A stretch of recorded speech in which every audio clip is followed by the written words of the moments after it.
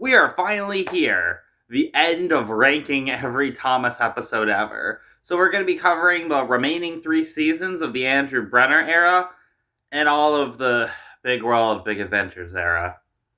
Yay. But no more dilly-dallying. Let's just jump into what I have to say. I don't want to waste any more time. Oh wow, we got a new intro for the first time in 6 seasons. Looks really good, and I love the remix of Engine Roll Call. Along with that too, the visuals have really picked up. You can tell ARC has improved greatly in their time working on the show. Unfortunately, I don't think this episode's anything to write home about. Thomas causes an accident at Brendam Docks and makes up a lie about a character called Jeffrey, and everybody wants to see him, but he doesn't exist. It's not an awful episode by any means, but pretty average for this time period standards. It's carried by a couple funny line deliveries, but overall pretty skippable. Toby ignores Henrietta on her plea for him to get coal and gets stuck at the scrapyard all day, and a rumor is spread that he's gonna get scrapped, but no, he obviously isn't. Not an awful episode, but it felt like nothing really happened in it. I don't have much else to say, this one's just there. Some railway inspectors come to the island of Sodor. However, it is possibly the worst day to inspect Thomas's branch line. One of them leaves their watch behind in Annie, and Thomas has to go give it back. This is a pretty good one here. I really liked getting to see a new look at Thomas's branch line. I like just how this is the worst possible day they could have inspected it, and it's a pretty fun plot, all things considered. Though I will say I'm kind of getting tired of the comedy they're trying to force in. But still, this is a very enjoyable episode about responsibility. Very good one. It's a good thing that watch was important to the inspector. Henry is afraid of chicken pox, so anytime someone comes around with spots on their face, Henry screams and gets scared. Is that funny? No? Then you're not gonna like this episode. This episode's terrible, one of the worst in a while, honestly. It's just Henry screaming over people with spots. There's also a scene where Topham rips his pants. How funny. I get this is a kid's show, but like, it used to be smarter than that, and this is just becoming too lowbrow. Easily the worst episode so far. Thomas is sent to pick up a crate for Topham for a surprise that will be for the holidays. Cranky accidentally thinks he broke something and tries to hide it, but then it's revealed to be a pair of ice skates all along. This is a pretty good one. I really loved Salty's Christmas decorations here, and I like the twist that it's just ice skates and not something Cranky actually broke. It was really well foreshadowed. Good episode overall. That's what I thought when I dropped it. When you dropped it? Snow has come to the island of Sodor, and Kevin really wants to go out in it, though Victor tells him that it's dangerous. Kevin ignores his wishes, but then gets stuck in it himself, and with no hesitation, Victor goes out to save him. In the meantime, Thomas brings Emily's wheels and finds Kevin for Victor. This is a really good episode, honestly, for Victor. Victor just charges in when he knows his little buddy is in danger, and I love the snow effects a lot. Seriously, I know I mentioned it before, but the CGI is getting really good at this point. Easily my favorite of the season. I enjoyed this one a lot. Spencer and Henry are sent to deliver goods, but Spencer keeps teasing Henry about a beast of Sodor. Meanwhile, Topham's trying to get lunch with his mother, but things go poorly. This episode is the definition of a mixed bag. I kinda like some of the scenes with Dowager Hat, and I like the part where Henry stands up for himself at the end, but I also don't like how scared Henry is throughout most of it, and Topham's slapstick is getting a bit too much. It's not completely awful, but episode all around. You're the abominable controller. Oh. Man, poor Oliver. He keeps getting shafted. Toad's had like 3 episodes at this point in CGI, and Oliver's had none. Thankfully, though, this is a really good episode. Toad sees a beached whale, and everyone tries to figure out how to bring it back to the sea. They initially don't value Toad's idea at first, but after a while realize Toad was actually onto something. This is a really good episode, like a really good one. The search and rescue team is shockingly used really well. I like that Toad's a bit of an underdog here and nobody really believes him because he's just a little brake van. It shows how much speaking up can really matter. And I like that there's just some general severity to this kind of story. With how comedic the season has been, I like that we just get an honest story. This is easily my favorite of the season so far, going at the top of the ranking. Excited to see if the season improves from here. Spring lambs and ewes. Me, sir? No, ewes. Percy is tasked with collecting Farmer McColl's lambs. However, there's a hole in the cattle car he's carrying, and the lambs jump out. Thus, Thomas has to pick them up and bring them to the fair. It's an alright episode. It's got some funny moments, and I like that it's treated with some severity, that there's just a bunch of lambs on the rails.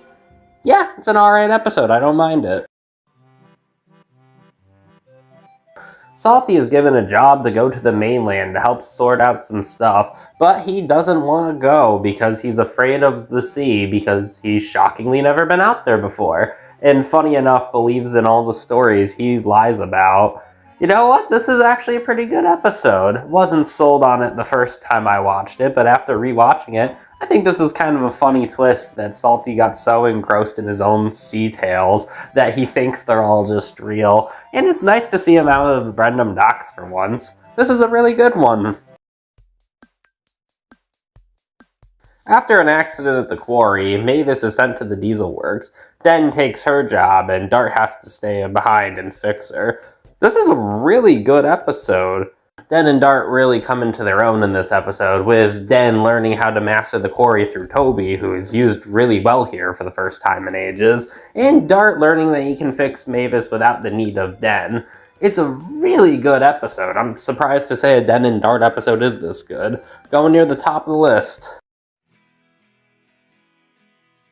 Thomas causes Hero to get into a crash, and being afraid that Topham won't be able to fix him, he goes to his old hideout to find parts and then gets stuck in the woods.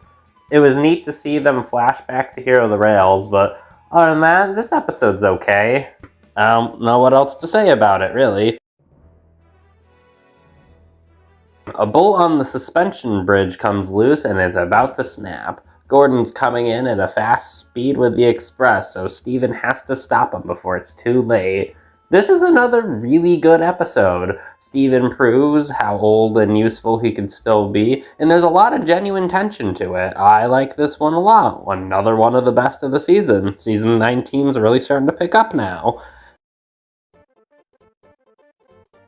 Thomas, Bertie, and Spencer argue about who has the most important amount of wheels. Things go awry, but at the end of the day, no wheels is the answer. This is a pretty fun one here. Seeing Thomas, Bertie, and Spencer is an interesting trio, and all the mishaps they come across on the railway is a lot of fun. I really enjoyed this episode. It's a pretty solid one all around. Over here. Here you go, lads.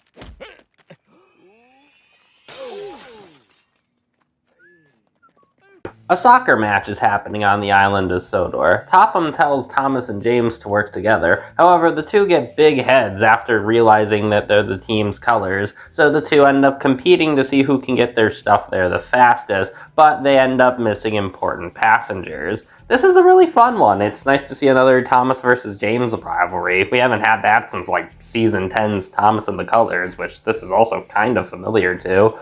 But yeah, I liked Thomas and James's interactions, and I especially enjoyed Topham's bit to being the referee. Really good episode. I like it quite a bit. Emily wants to be just like Caitlin. However, she has to learn to be herself. It's alright. It's not a horrible episode or anything, and I think that it's one of the better Emily episodes, but doesn't really do much to stick out compared to our usual shtick at this point. But I will say I do like the dynamic between Caitlin and Emily. It's pretty sweet. Decent one all around here. Well, we're finally at the point where Philip's introduced. Some fans like him, some don't. I think he's a fun character, but I can admit he can be a bit much. Anyways, this episode's about him trying to impress Gordon. And when he can't really get Gordon's attention, he tries to race him and boasts about winning, even though Gordon never joined the contest. This is a fun introduction to Philip. Definitely not the best episode, but pretty entertaining, and it shows why Philip's kind of a fun, eccentric character. I enjoy this one. James is irritated with Philip because he keeps thinking he's showing off. Yeah, James is one to talk. So he tries to pull more trucks than him, though, when Philip tells him he's pulled more than him before. The reveal that they were all empty was really funny. James then can't control the trucks he's pulling and gets stuck on a bridge and nearly falls, but Philip saves him. This is another really good one. James and Philip have a bit of a fun little rivalry here. I love how far James is willing to push himself just to beat a little box cab. Another good one here. Philip's really proving himself as a strong part of the cast. I'll go and get help. Oh, wait. I can't. Well, here's a series first, a two-parter. So what big story did they have to tell that couldn't be contained in one episode? Well, Diesel's being a bit of a Scrooge for Christmas, and Thomas wants to get back at him, so has the plan to have 3 quote-unquote ghosts visit him and show him the true meaning of Oh, this is just a Christmas Carol parody, like every show ever. Okay, I know I sounded mean, but I don't mind this one so far. I like some of the visuals with what they tried with Emily and Salty's ghosts, and I love how much they're ramping up Diesel's douchiness. It's pretty fun, though it is just part 1. It's kind of hard to judge this when I've only got half the story, so let's go to part 2. Diesel is visited by the last ghosts, and as usual in a Christmas Carol story, he changes his ways and becomes better for the holidays. I like these episodes. It's interesting that they decided to do a 2-parter for this of all things, but I liked it fine enough. It was a lot of fun, had some engaging character moments, and it was cool to see Diesel be put in his place again. Overall, good experiment. I wouldn't mind seeing more of these in the future. A baby and her mother boards Annie and Clarabelle for the day. However, the baby won't stop crying unless Thomas is chuffing, so Thomas keeps chuffing to make sure the baby doesn't cry. While the baby crying can be a bit annoying, seriously, it's like Yoshi's Island, I do really enjoy getting to see Thomas's branch line for a full episode, and I think this does a good job showing how responsible of a character Thomas has become. A very good one. After saving Henry, Rocky tumbles over, and the search and rescue team have to figure out how to get Rocky back onto the tracks, though they're very incompetent while doing so. This is not a very good episode at all. The search and rescue team is really incompetent, and they're just kind of annoying in this one. The shot at the end was pretty cool, but other than that, this one's pretty bad.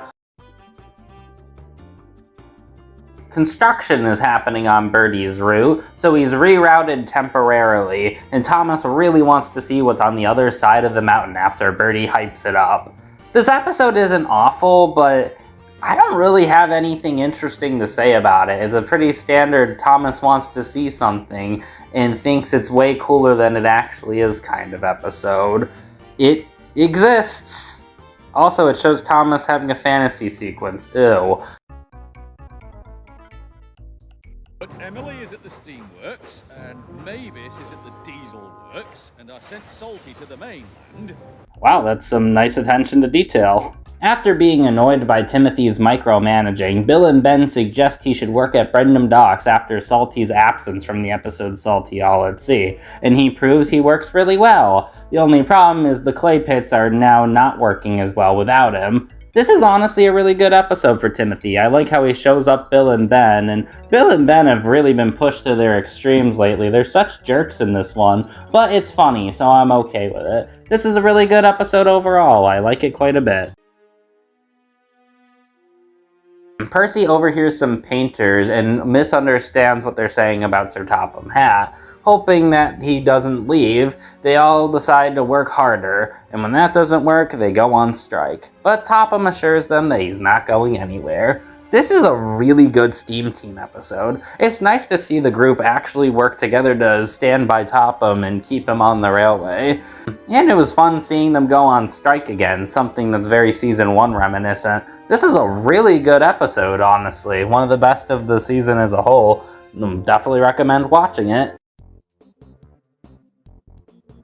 Percy is requested to take the mayor to get a photo with the search and rescue team. However, Diesel wants to take him because he thinks he'll be in the photo, so he plays a trick on Percy, only for his disappointment to arrive when he is not going to be in the photo, and Diesel then has to find Percy.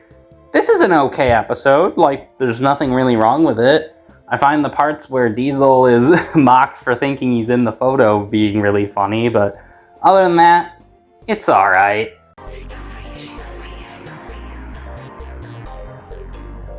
Season 19 is without a doubt the most experimental season of the show yet, and depending on who you ask, that means the season is either really good, really bad, or somewhere in between. I definitely fall very much more on the positive side if you couldn't tell by a lot of the reviews. I thought the season was really unique and distinct. However, there were definitely a few episodes like Henry Spots Trouble or Rocky Rescue holding it back, but that doesn't stop all the really good episodes like Toad and the Whale or Lost Property or Den and Dart. Like, there's a lot of really good episodes in this season, and this season was still really entertaining. I liked it a lot. I'd say I'd probably put it in the middle of the Brenner era so far. You know, not as good as 18, but much better than 17. I think the middle is the right place for season 19. But now we're going into season 20. Now this is a season with a pretty good reputation in the community. And hey, I hope it's really good, because it's the longest season of the whole show. And now we finally get to talk about Lost Treasure, which was a great movie. Along with that, it introduced Ryan, the Small Railway Engines, and Skiff, who will all be playing a big role. Also, The Great Race came out, but like, besides Ashima and Young Bao, do you actually remember any of the characters in those? The show won't until like season 22, so let's just get into season 20. We won't talk about that season. Not yet. So we start season 20 with an episode about Sydney, of all characters. I can appreciate them picking such an obscure character. So after Percy gets into an accident, Sydney needs to collect his wheels from Brendam Docks. However, he keeps forgetting and gets himself into fun misadventures. Definitely not the best episode in the world, but this is a pretty good way to start the season. I like that they gave Sydney some attention. It's cool to see what an average day in Sydney's life is like, and it really makes you feel bad for him that he can't remember what job he's supposed to be doing. Good episode to start the season off. Philip sees Toby, and he immediately thinks he's a diesel box cab like him, so he tries to bond over racing. However, Toby is obviously not into racing, and Philip has to respect what Toby's into with his peace and quiet. This is a really good episode here. I enjoyed Toby and Philip's dynamic quite a bit, this old man and this young child here. I also really enjoy the moral of Philip needing to take time and be patient and respect other people's interests, and that they can bond even if they don't have the same interests altogether. This is a really good one. I'm glad Philip is still being used pretty well.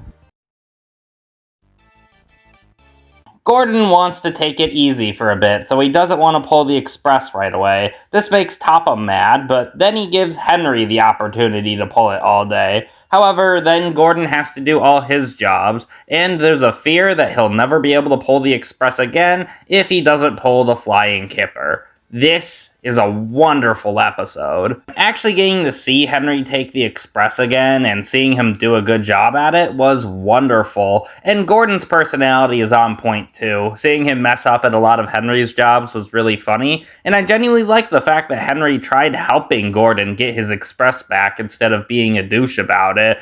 This is an amazing episode, easily my favorite of the season so far. Man, this was actually a really good Henry episode. It's been so long at this point.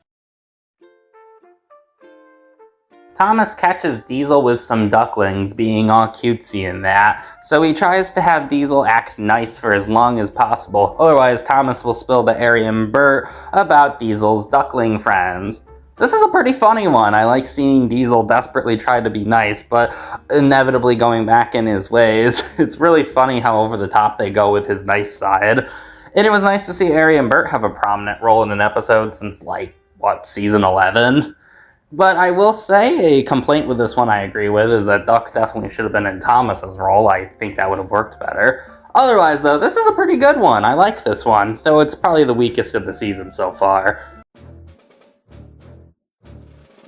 Samson brings his brake van Bradford to the island of Sodor. The engines are initially pleased with him because he stops the trucks from doing anything harmful. However, he turns out to be too strict and the engines don't want to use him anymore. This just feels like a classic story. Bradford's a fun new character. He doesn't feel like a toy or anything, he just feels like a fun idea they had. And it's nice to see the engines have the exact opposite problem of too much control. A really good one. I enjoy this one a lot. Hello, Bradford. Henry, I noticed a tiny crack in your lamp. To be really useful and save time, Samson pulls more trucks than he can chew as it struggles to get up the hill and he ends up wasting time. This episode's just really boring and Samson's really unlikable throughout the whole thing, being so smug and irritating, but just not in a very funny way. I don't know, worst of the season so far. Just nothing interesting happened in this one. So for the first time since season 4, Daisy gets a somewhat prominent role in an episode. I want to make it clear that was back in episode 99. Man, it has been such a long time since she's done anything. So her and Ryan are working on the Harwick branch line, and Topham is increasing the amount of jobs she has to do. However, she doesn't want to do them, so forces Ryan to do all her extra duties, which ends up overworking Ryan. This is just a really entertaining episode. I love Ryan's gullibility and Daisy's persuasion. The two are a very entertaining dynamic. I like this one a lot. A very good way to return such a legacy character. See, I'm a very busy man. No!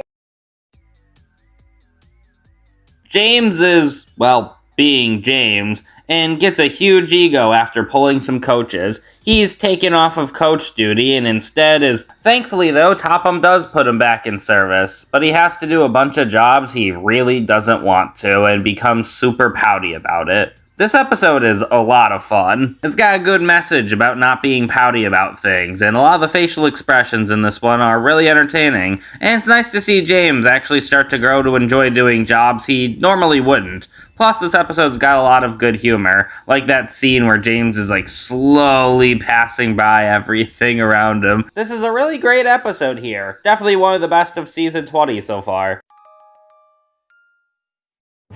A storm is coming to the island of Sodor, and Skiff spots a tree on the line that Duck and Oliver are going down, and he gets caught in it, so he desperately tries to stop it before a crash happens. This is a really good episode. There's a lot of tension to it. It feels like a serious thing if the two do crash, and it's nice to see Skiff have a major role where people don't see him as much, but he proves himself in the end. A really good episode for season 20. Going to Misty Island? No! Wow, we're really referencing Misty Islands. Also, Daisy gets another starring role so soon. Topham tells her that she's going to be collecting some very important passengers, and she gets really excited, bragging about it to Duck, Oliver, even a bull at one point. But she wants to keep herself as dignified as possible, so she won't take passengers with ice cream, or sand, or dirt, or dogs. But she doesn't realize it's a puppet show entertaining. This is just a really funny episode, if I'm going to be honest. Daisy's character really carries this one with how egotistical she is and how on top of the world she feels, only to be plummeted down when she realizes she's just taken them to a kid's puppet show. Just her interactions, and a lot of the jokes in this one just made me laugh a lot. Really good one here. Oh hey look, there's Jeremy the jet plane. That's kinda cool to see. So we get another Percy and Harold rivalry. Wow, we haven't seen that since like season 6. On his way to deliver letters to Santa, Harold has to try to drop off a remaining package that Percy forgot about, only for a snowdrift to cause Percy to be delayed, and so Harold has to help deliver the letters that he was missing, and then Percy has to save him later on. This is a really sweet episode. I love the two's little rivalries here, and I love the spirit of Christmas that's shown in giving and getting. Another really good one. Season 20's been on a roll so far. Donald and Douglas finally make their debuts in the CGI, and for the first time since Season 7 get an episode to themselves. The two are sent to plow snow throughout the island of Sodor, though Donald keeps picking the paths Douglas doesn't want to do yet, and the two have a falling out, only for Donald to realize how much Douglas means to them and for the two to reunite. I will say, this episode is a little too similar to Twin Trouble in certain areas.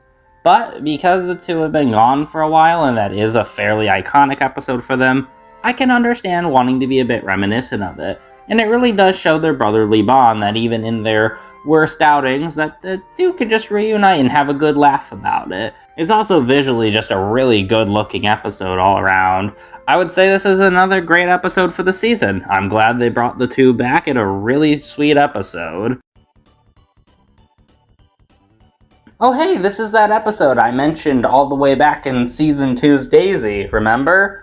Probably not. But anyway, Thomas is sent to do quarry work, and Daisy has to run his branch line, and Daisy is quite unkind to Annie and Clarabelle. But then Daisy actually needs the two, and Annie and Clarabelle tried to play tricks on her to make her think she's not working right. This is another good one here. It's kind of nice to see Annie and Clarabelle be the ones who were actually in the wrong for once. Sure, Daisy deserved it, but they weren't really any better about it. And also that ending with Diesel is just really funny. Good way to follow up a story beat from 30 years ago. Another great episode to add to the Season 20 pile. Oh wow, a pack episode for the first time since like Season 6. So what happens is Max and Monty are, well, Max and Monty, and cause a lot of trouble. They dump a lot of the dirt that they're supposed to be taking to the dump in the middle of the tracks without knowing and cause confusion and delay. This is a really entertaining episode. I love their dynamic with Thomas. I like just seeing the pack do things again. And Max and Monty are just really entertaining characters, especially when they're competing with each other. Another good episode. I feel like a broken record saying this at this point. After breaking one of his coupling rods, Connor is going slow, and this makes Thomas feel really sad, so he tries to motivate Connor to go fast again, and it's not until a speech from Steven that he's able to regain his confidence. This is a really good episode, and what I really like about this is, with the exception of Thomas, this is mostly centered around newer characters like Connor and Steven, and it's got a great moral about you gotta get a little dangerous sometimes to get somewhere, and something that I think really works with the personified steam engines. Another very good episode.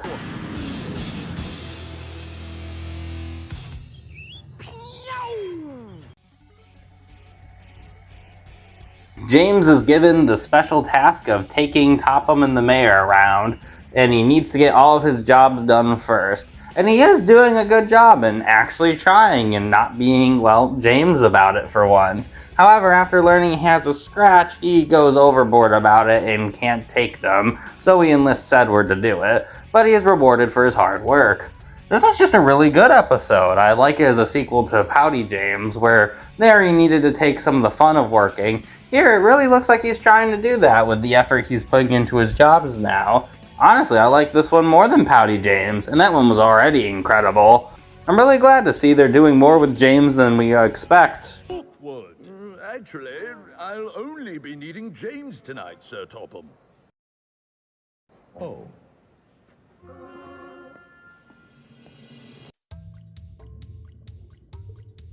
It's a hot day on the island of Sodor, and Belle and Flynn have to put out wildfires that are happening all over the island of Sodor.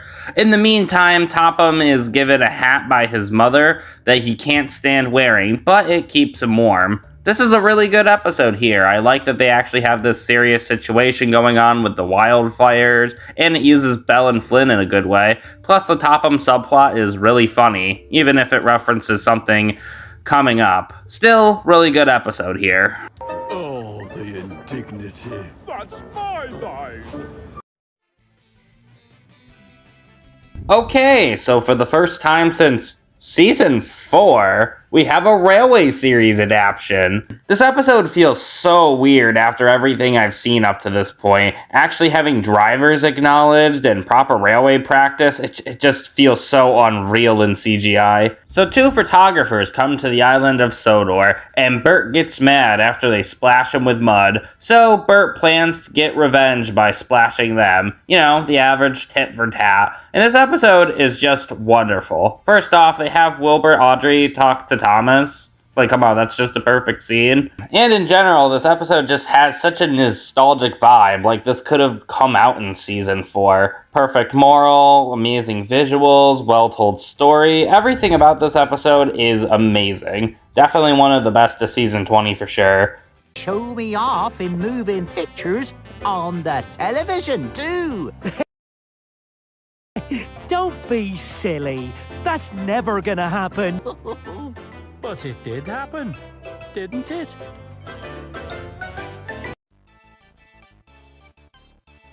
Duck comes in for work today. However, his whistle is kind of clogged thanks to his driver cooking an egg on it. But this has Mike go on a big spiel about whistles and how important they are. So he always taunts it around, and when he blows it to a cow, it shoots like a rocket. And now all the crowd has to be kind of like his whistle so that he can get around. You know, it's taken me now to realize that this is pretty much faulty whistles from season 6, meaning they kind of already adapted this one. Though admittedly, I think this version's a lot better. It's a lot funnier than that episode, and I think the longer runtime really benefited this story a lot. Plus, I think it made the moral a little more clear. Overall, a really good one for sure. Season 20 is on a roll.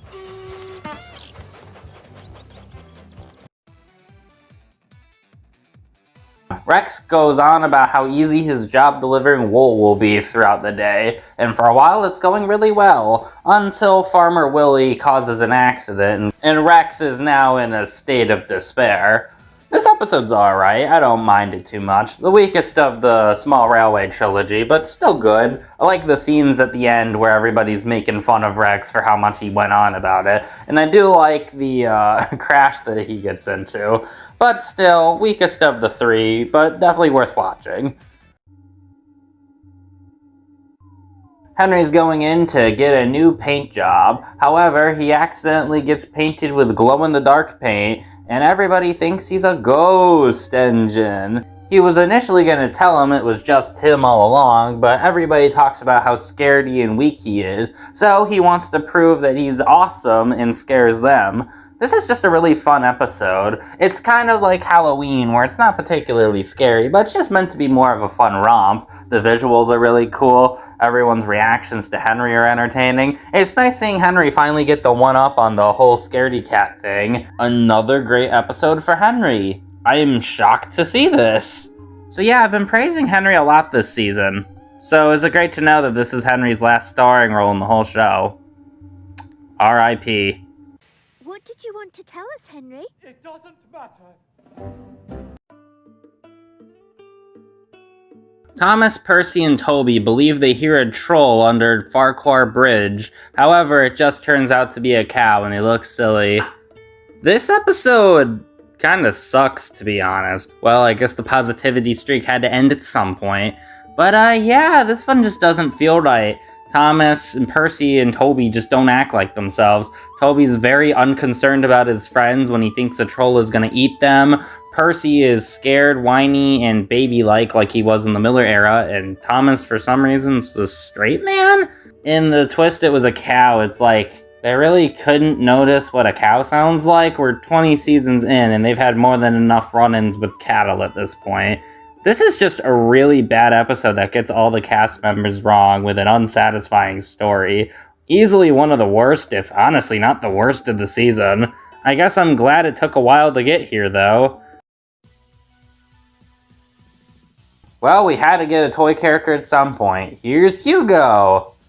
He's okay. I don't hate him, but I don't really love him either.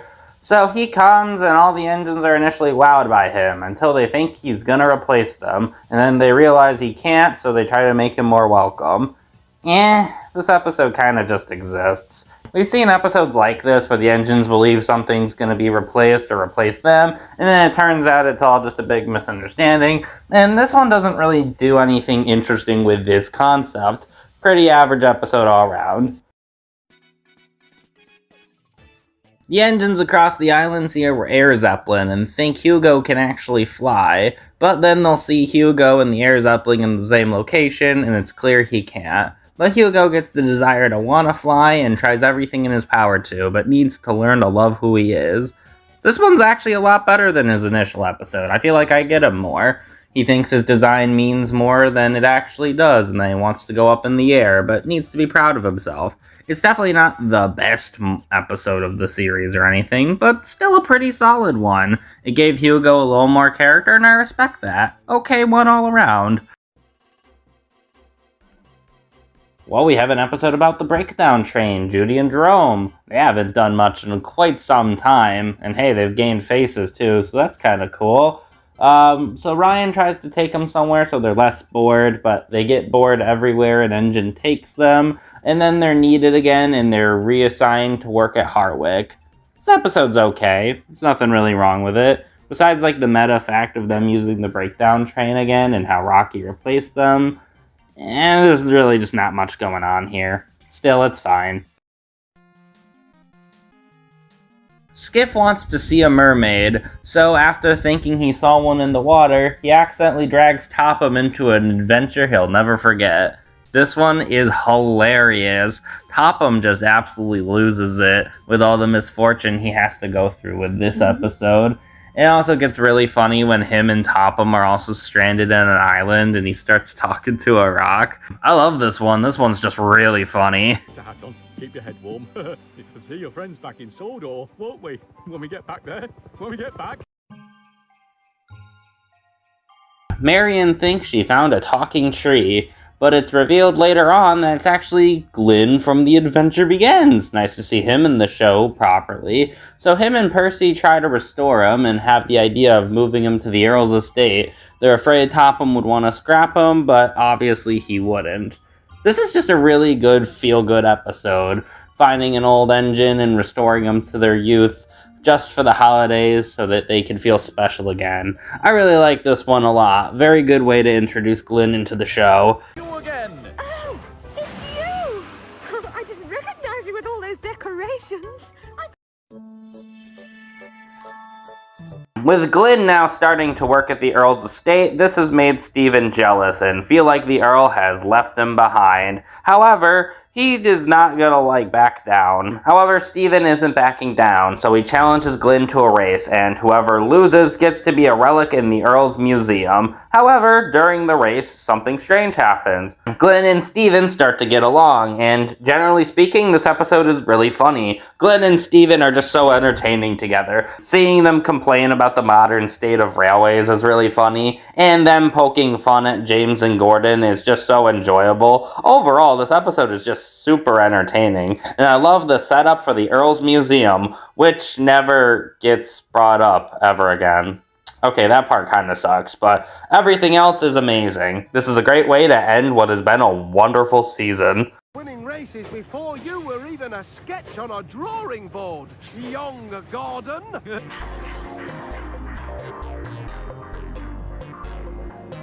Okay, wow. Season 20.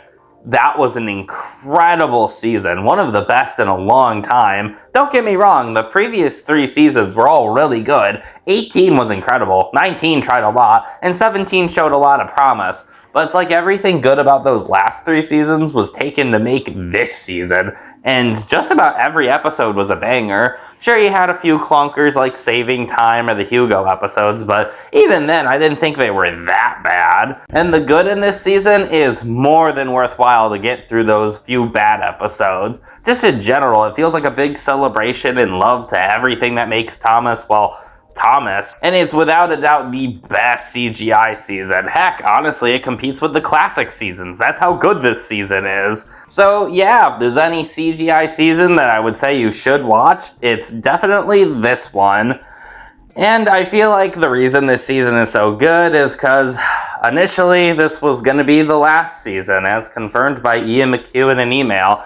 However, the show got picked up for another 4 seasons because of a certain rebrand that's coming up. But we're not there just yet. Season 21 is going to be our last normal Thomas season. Oh boy. And in between seasons 20 and 21, we had Journey Beyond Sodor. However, besides Merlin and Beresford, so yeah, pretty much nothing from that special is gonna affect the next season. Also, because of a certain rebrand, the season is only 18 episodes compared to the usual 20 or 26. I'm not complaining too much, this season was 28 episodes. So let's jump into season 21 and see how it goes. Diesel is being his usual self, rude and assertive towards everyone.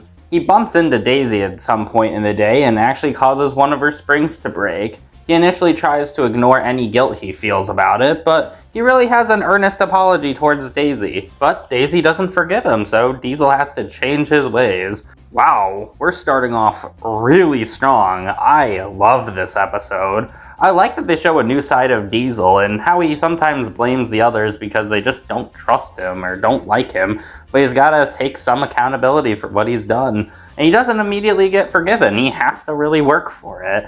It's a really good episode for Diesel that shows that maybe he could change his ways and become a better engine. I can't wait to see where the show goes from here with this new plot development. What she means is... I know what she means. Oh. Diesel is tired of Daisy bragging about how cool she is, so he tries to get a feud between her and Harvey as they're the two most individual engines. Hang on, wasn't Diesel trying to get better last episode? Well that sucks. Also, I know someone in the comments is going to say it, but the production order actually has this in the last episode as the first 2 produced and aired, so no, this wasn't intended to come before. But this episode's still okay in spite of it retconning the last episode. Diesel playing tricks is fun, and it's nice seeing Harvey and Daisy, of all characters, interact and be so chummy. It's an alright one overall, but kinda disappointing following the last episode. Sir Topham Hatt is feeling sick, so Dowager Hatt takes his job as the controller of the railway, and wild things ensue. I usually hate this plot point, but thankfully this is probably the best instance of it, mainly because this one's a lot more self-aware and goes over the top and wild, heck, even poking fun at some of the episodes like Up and Away or Thomas's Tall Friend with wild episode plots. Also, Emily is used pretty well here to helping Dowager Hatt run the railway properly. Not to mention, I love everyone's interactions. Basically, everyone's a lot more self-aware this time. Overall, a really good episode. Dowager Hatt proves to consistently be one of the funniest characters. Who did I ask to pull the express?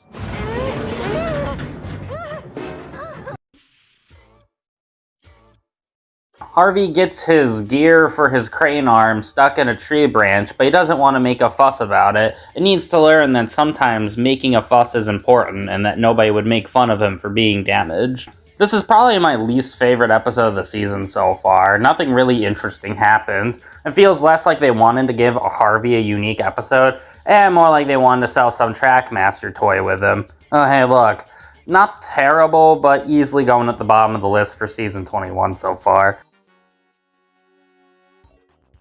Millie spends all day working at the Blue Mountain Quarry. Stephen and Glenn are supposed to pick up some rubble that she left behind, however don't get to it on time. So Millie leaves dirt in their shed, Stephen makes a joke at her expense, and Millie thinks they're going too far. And now Stephen needs to apologize. This is a really good episode right here. It really shows the bond between the Ulfstead Castle crew. Like, there will be days they get along pretty well, and other days they'll struggle. And no matter what, if they talk it out, it'll all be good. You know, it's a very good and well-rounded episode here. One I don't really hear about as often. Also, Thomas isn't in this episode. That's an instant plus. A great episode. Okay, no need to be rude. Oh boy, episode 500. Now, is this a worthwhile episode for the occasion? Yeah, I would say so. Sir Topham Hatt gets a brand new PA system. However, there's a problem. It doesn't really work well, and confusion and delay happens because of Topham's announcements. And now Edward needs to get his old PA system back. It just feels really classic here. A nice basic railway plot. I like the fact that Sir Topham Hatt's the one who has to learn the lesson here. And I thought it was a good idea that they used Edward to tell the story, being the old reliable engine. And plus, it's one of Edward's last few major roles. A great episode overall. Henrietta is getting fixed up at the steamworks, so Toby is given a new coach called Hannah, who he doesn't really like as she tempts him to keep going faster and faster. This episode's basically like that one with Rheneas and the Christmas tree back in season 16, though Toby does have a bit more agency here. It's a fine episode, I suppose, but extremely forgettable. Hannah's just kind of annoying. After creaking lately, Cranky is concerned he will be replaced by a new, more fancy crane by the Fat Controller. Obviously, this doesn't end up happening, but this one's actually really good in spite of him obviously not being replaced. I like that Cranky's actually at least working hard for his job. You can clearly tell he's evolved since the season 5 days, no longer just complaining about his work and taking pride in what he has to do. And he's introduced to help with Carly, which he doesn't seem as confident in at first. Will they follow this up in a meaningful way in our second episode? Let's see. But for Cranky at the end of the line, I like it. It's pretty good.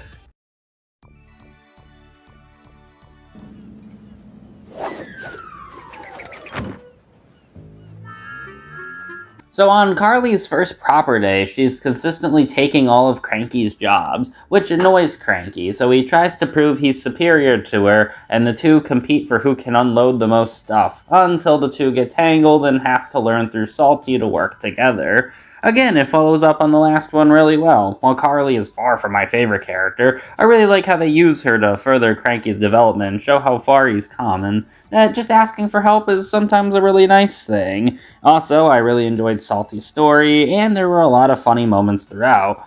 Oh yeah, also Big Mickey, for the first time in the whole series, speaks! That's unique to see. Another really good one for the season.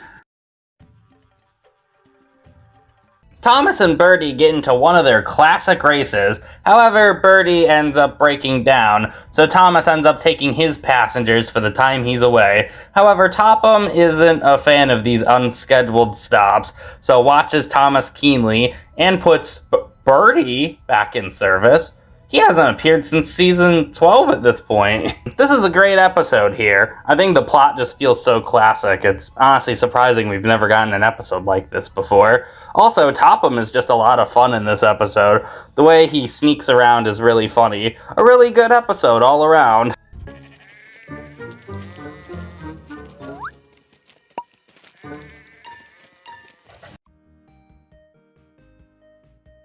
Philip questions why he's number 68, and he goes around the island trying to figure out the answer.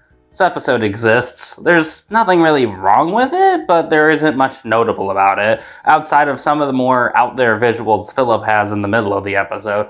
Oh, also the lame ending where Philip decides he doesn't want to know the reason, even though Topham has it right there. He wants to be known for saving 68 sheep. Like, come on, what a tease. Though in real life, Philip is number 68 because he was the 68th standard gauge engine introduced. That's cool. This episode's whatever, though. Oh. Oh, well that was a nice reference. After hearing about Rosie's repaint, James wants to prove that he's still the fastest red engine on Sodor, but the race stops after Rosie realizes James' brakes aren't working the best. James initially thinks the problem is fixed itself, but in reality his brake fluid is basically gone, so he ends up getting into an epic crash at Tidmouth Sheds. This is a really good one. It's nice to see them actually try to do something with Rosie for the first time since like season 12. And James' over-the-top reactions towards her new paintwork is really funny, and that crash at the end was really epic. This is like if Edward failed in Old Iron. I really enjoyed this one. Definitely one of my favorites of the season. Oh my. We're finally here at a shed for Edward. Also, side note, they missed the opportunity to call this episode Shedward. So, following up on the events of last episode in a very clever way to give them a lot of credit, Edward and Thomas actually need to find different sheds. However, we're only focusing on Edward, who initially stayed with Philip, but he's too chatty. And every other shed Edward tries to stay in just doesn't work out. So, Edward struggles to get some sleeps, but after talking it out with Philip, he decides to stay at his sheds until Tidmouth is fixed up. Until the ending, where he decides to stay with Philip for good. Now, that ending, I think, really soured people on this episode overall, and yeah, it kind of sucks. But looking at the episode as a whole, it's fine. I think it's a fine episode. I certainly wouldn't call this one of the worst Thomas episodes. Heck, worst this season? I don't know. We've got an episode like Stuck in Gear, which I'd argue is worse, but this one's pretty mediocre all around. It's cool that they connected it to Fastest Red Engine on Sodor, but really it doesn't do much of note. Also, side note, this episode initially aired without narration, which is, like, really weird to see an episode like this. Here at the sheds, Edward. I'm sure we'll see each other all the time. Yeah, I wouldn't bet on that, Edward. Well, we're ending season 21 off with 5 winter-themed episodes in a row. Great. A big freeze is happening across the island of Sodor, and the coal supply is, well, limited. Thomas tries to deliver some passengers, thinking he can make it back to Tidmouth Sheds in time, but he can't. So the diesels have to take over the railway until new coal comes. This episode sure happened. It's not bad, but it doesn't really have a central focus. Like, you'd think the diesels starting to run the railway exclusively would be the focus, but it's not really brought much attention. Really, we just have this plot of Thomas sitting there waiting for coal. This episode definitely happened. At last, the heavy shipment was on its way to Vickerstown. About time. Emily helps Donald and Douglas pull heavy steel pipes. They start telling stories to Emily about some of their famous blunders, and the two argue and fight again. And it's in the snow too. Come on, we already did this episode. I'm just gonna say it, I don't like this one at all. Donald and Douglas together have only ever had 6 episodes, and half of them have just been about them complaining at each other. I remember when these two used to love each other. And it doesn't really help that I feel like Being in the Snow draws it too many comparisons to Love Me Tender. And this one just doesn't do anything to really stand out, other than just having Emily here. Honestly, I'd argue this is my least favorite episode of the whole season, for basically solidifying this is Donald and Douglas from here on out. This is their last episode appearance too, and I should be sad about that, but I'm kinda grateful if they're gonna keep acting like this. Terrence returns for the first time since, like, season 7. I'm surprised they brought him back at all.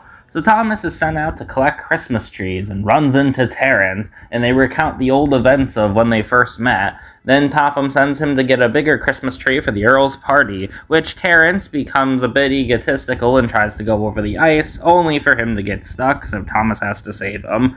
It's a really good episode. It's nice to see the classic character brought back, and to see those events recounted into CGI was really cool.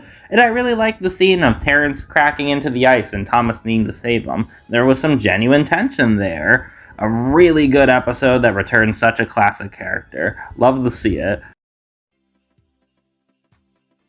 It's Christmas time on the island of Sodor, and Daisy is really excited to play out her usual Christmas. However, not everything goes to plan, and things are slightly different.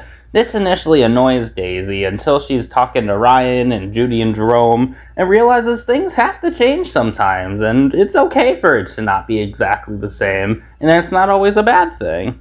This is a pretty good Christmas episode. It makes sense that Daisy would want everything rooted in what she thinks is the prim and proper sense. This is very in character for her. And I like the message that she has to accept new things are gonna have to happen. A really good Christmas episode. I like this one quite a bit. So we end our shortest season yet on confused coaches, and it's a Gordon and Spencer rivalry. Gordon tries to talk up Platform 1 as if it's the most important. So later on, Spencer tries to be at Platform 1 and Gordon has to be at Platform 2.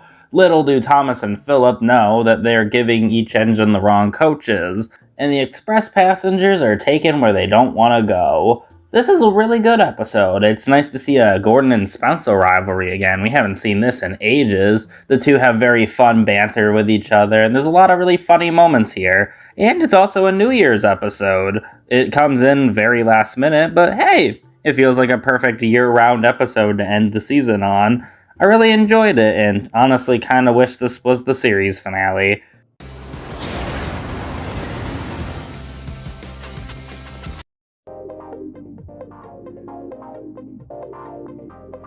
Season 21. Well, what can I say? It's another great Andrew Brenner season. Well, I definitely don't think it's as good as season 20 or 18. I would still put it over 17 and 19. I think the biggest problem with this season is, well, it's only 18 episodes long. Maybe if it was a few more episodes, it could have been bumped up above 18 and maybe even 20 if the episodes were good enough. But don't take that the wrong way. The 18 we do have are amazing, and hey, being a shorter season isn't such a bad thing when I had to talk about 28 episodes last time. Granted, 28 great episodes, but still, it was a lot of the show.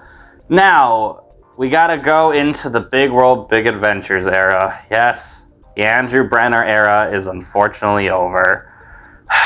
So because they wanted to reinvent the show to hope it gets a wider audience, we're gonna get so many changes.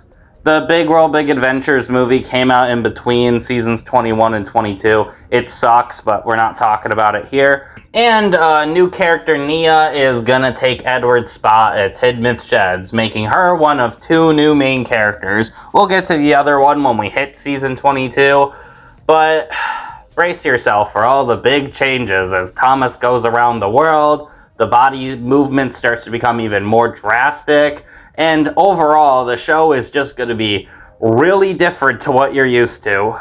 Get ready as we jump into season 22. I never thought this day would happen. We're finally at the Wubba era. Here we are with the #1 engine. We start in China. Don't ask why Thomas is here. No explanation is ever given. He meets a new engine called Hong Mei, and because Thomas is such a narcissist, he can't handle the idea of another engine being a #1. So he races her to try to prove who is the true #1. Just nothing really happens in this episode. It's not awful or anything, but it doesn't really show me why this kind of story needs to be told in China. The conflict in general feels really forced, and I don't know, Hong Mei is just not that interesting of a character. Pretty poor start to the rebrand all around. We're at the point where Henry's getting written out. Just how are they going to write out that classic character? That controller says I can stay in the sheds in Vickerstown from now on. Yup, just that one line. And he never does much important stuff ever again. So Gordon gets upset with all the changes going around the island, one of the most meta episodes yet, and probably my least favorite of the whole show. Only 2 episodes into the rebrand, and I'm already saying that. I don't know, this episode's just Gordon complaining, and it doesn't really have any commentary. Like, I get it, it's supposed to be an attack of the critics, and you gotta accept the show is changing. Not a bad message per se, but I feel like their biggest mistake was having Nia be like, yeah, change is necessary. Instead of Edward and Henry, the characters who chose to leave, they have Nia, the character who's replacing them, be the one to give this message. And it just feels so tone-deaf and empty. Like, what do kids get out of this episode? Do they even understand what's going on? I don't even get why this episode is made the way it is, and I hate how it writes Gordon, too. He's so baby-like.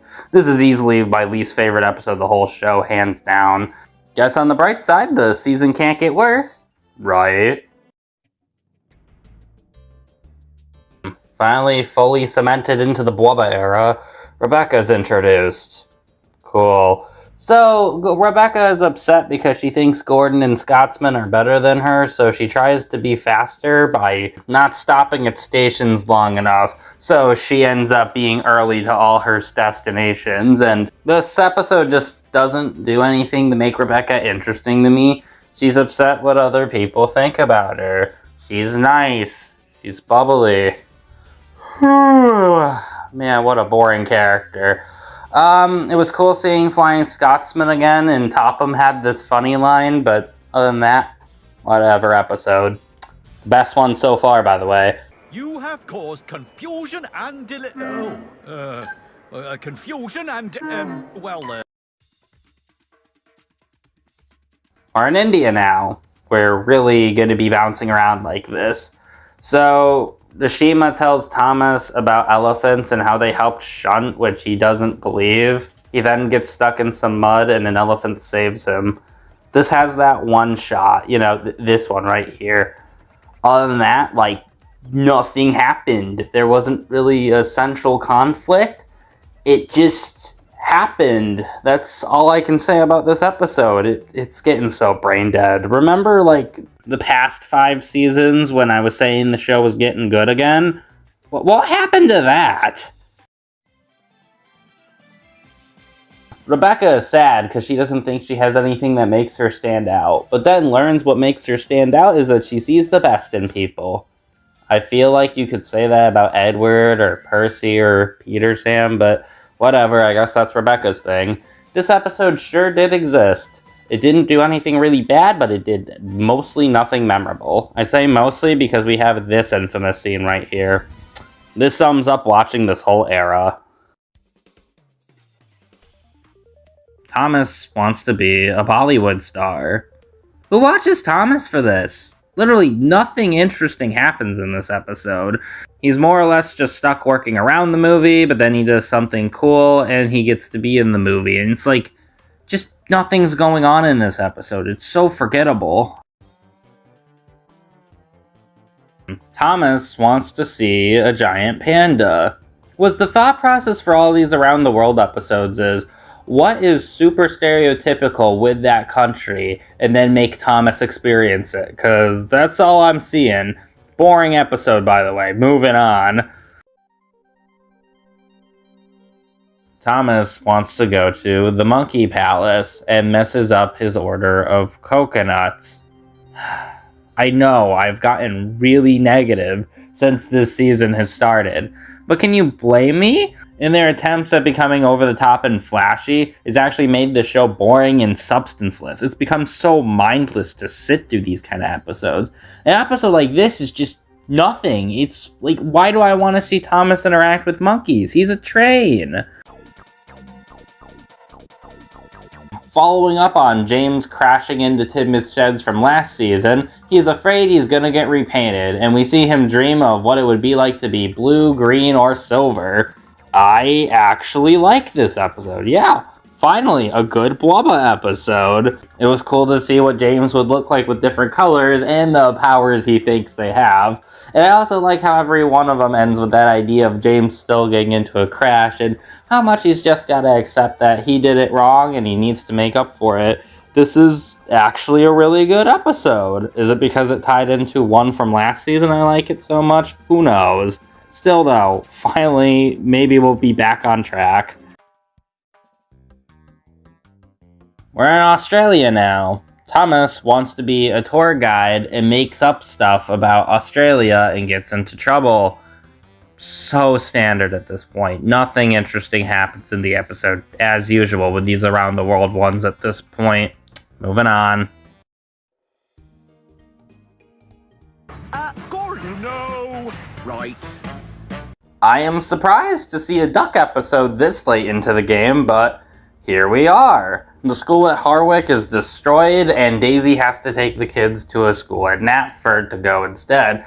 This infuriates her, so she asks Thomas to do it, but Duck wants to be the one, and he needs to find a coach, only to find a broken down one named Dexter, who isn't functioning the greatest, but he finds a new use for him as an actual school. This is a really good episode. I can't believe I'm saying that. It does a great job with Duck. It shows off how smart he can be, especially when figuring out that Dexter could just be a school as opposed to him needing to be a coach. And it's just really entertaining, and I love Duck's passion to just do something really wholesome. This is easily my favorite of the season so far. Some tiger hunters are on the loose, trying to look for tigers in India, so it's up to Thomas, Shankar, and Rajiv to stop them. This episode sure does exist. Like, they bring up the whole hunter thing, and then it just stops after that. This episode ended before it even got started. Whatever. Merlin from Journey Beyond Sodor makes his debut in the TV show, coming over to help on the island of Sodor. Meanwhile, Percy wants to see the invisible engine everyone's talking about. They just don't do anything. The first half is just dedicated to seeing Merlin on Sodor, and then the rest of it's dedicated to Percy wanting to find Merlin to see an invisible engine, and it all just feels so through the motions, like nothing's going on. These Boba episodes have just such little substance, I swear. Not the worst episode or anything, but it doesn't really do anything substantial. What do you think of my new steam whistle? It makes you... I'm sorry for messing you up.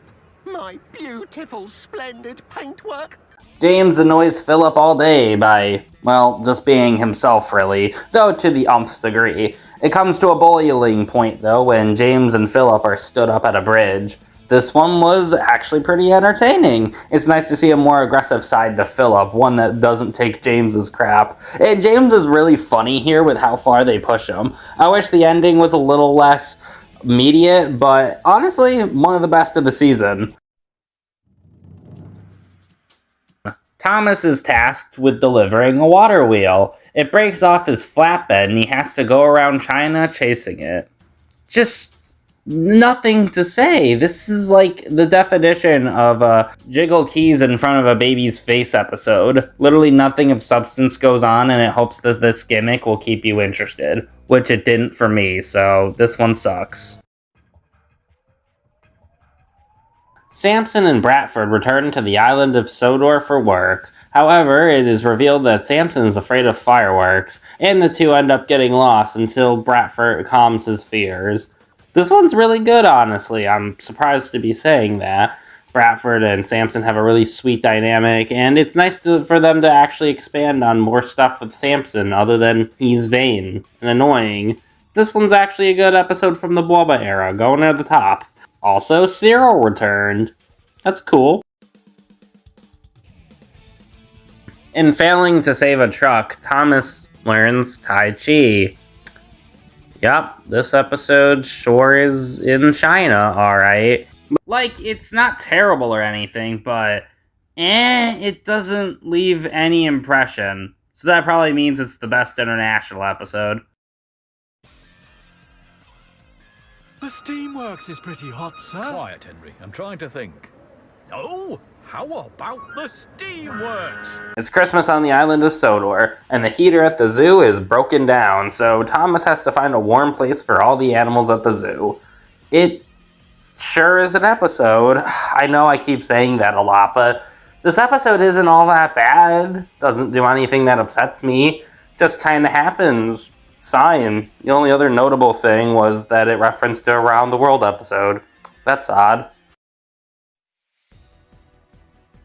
Thomas wants to be a hero like the plane Isla. He gets his chance after having to rescue people from a cyclone.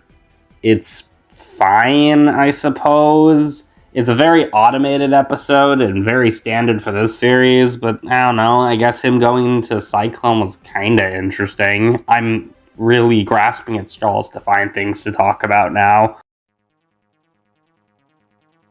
It's Christmas time, and Thomas is feeling sad because he's in Australia, away from the island of Sodor, and he's starting to miss his friends, as this is the first Christmas he's spending off of the island. Oh, wait, my bad, that's the wrong script. God forbid a Boba episode do anything interesting. What actually happens is a kangaroo takes some little girl's toy because he thinks it's their young, so Thomas has to reunite it with its child.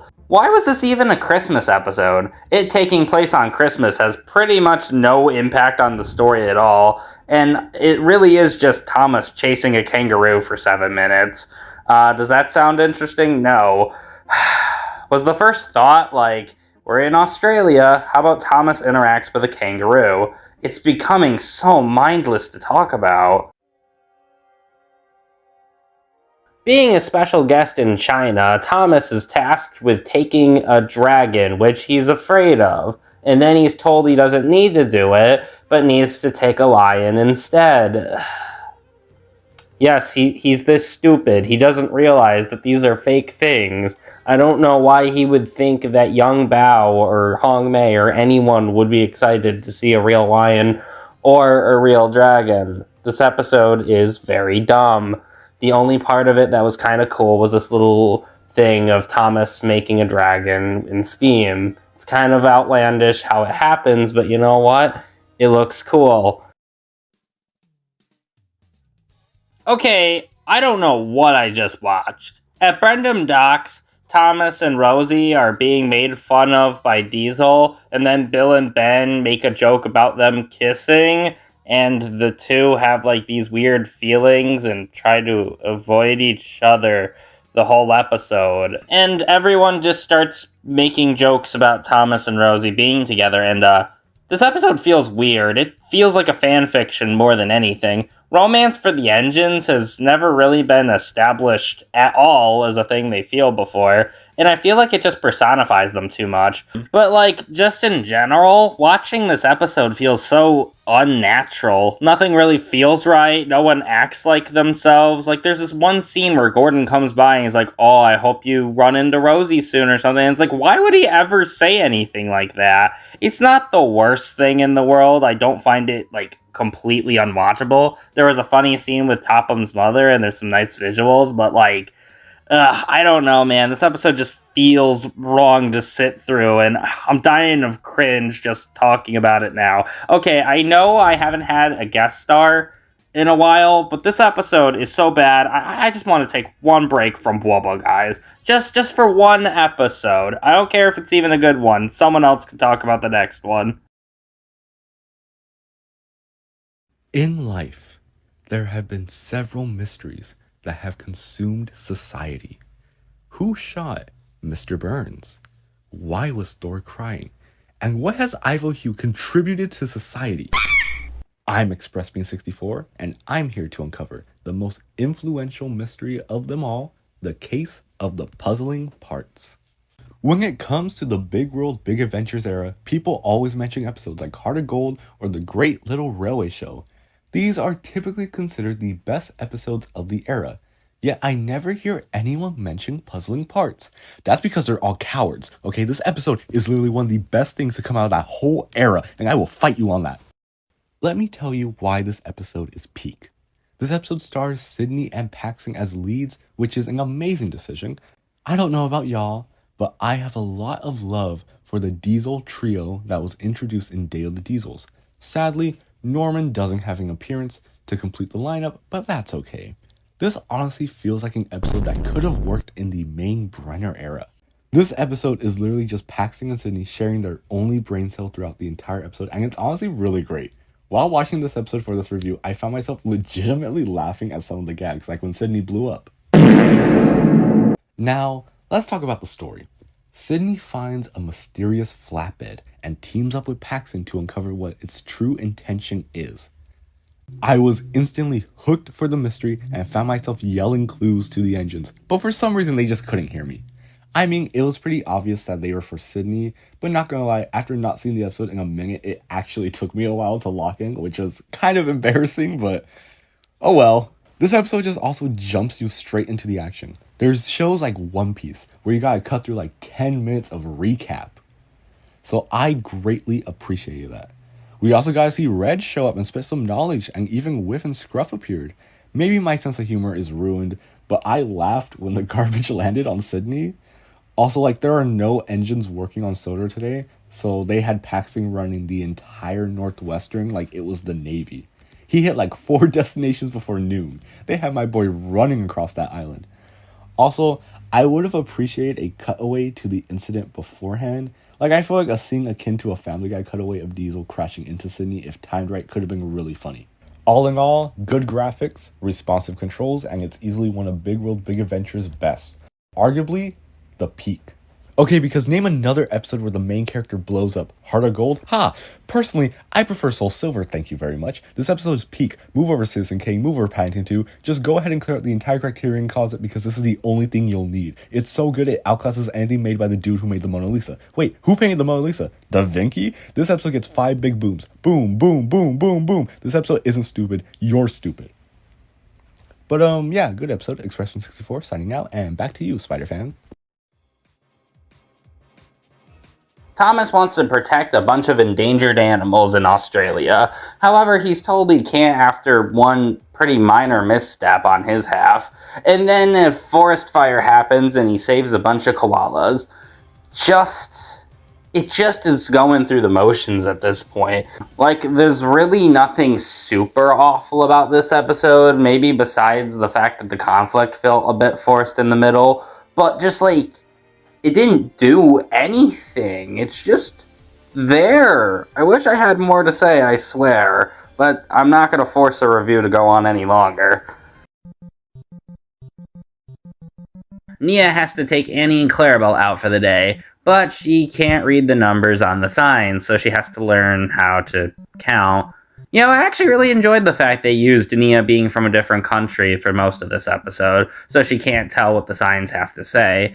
It kind of devolves when it becomes a lame counting game for babies, not big on that part. But up until then, I actually think this one's okay. It tried to do something with Nia being from a different country that isn't just stating she is from one. So, yeah, it's alright. I don't mind it. Hey there, number 4. She's already forgotten our names. So we end off season 22 on a Bill and Ben episode, surprisingly. So the two are hiding trucks and causing mischief as usual. Edward is annoyed by this, so plays a trick on them to hide a very special truck. The two can't find it, but it turns out Edward found it and everything's good in the end.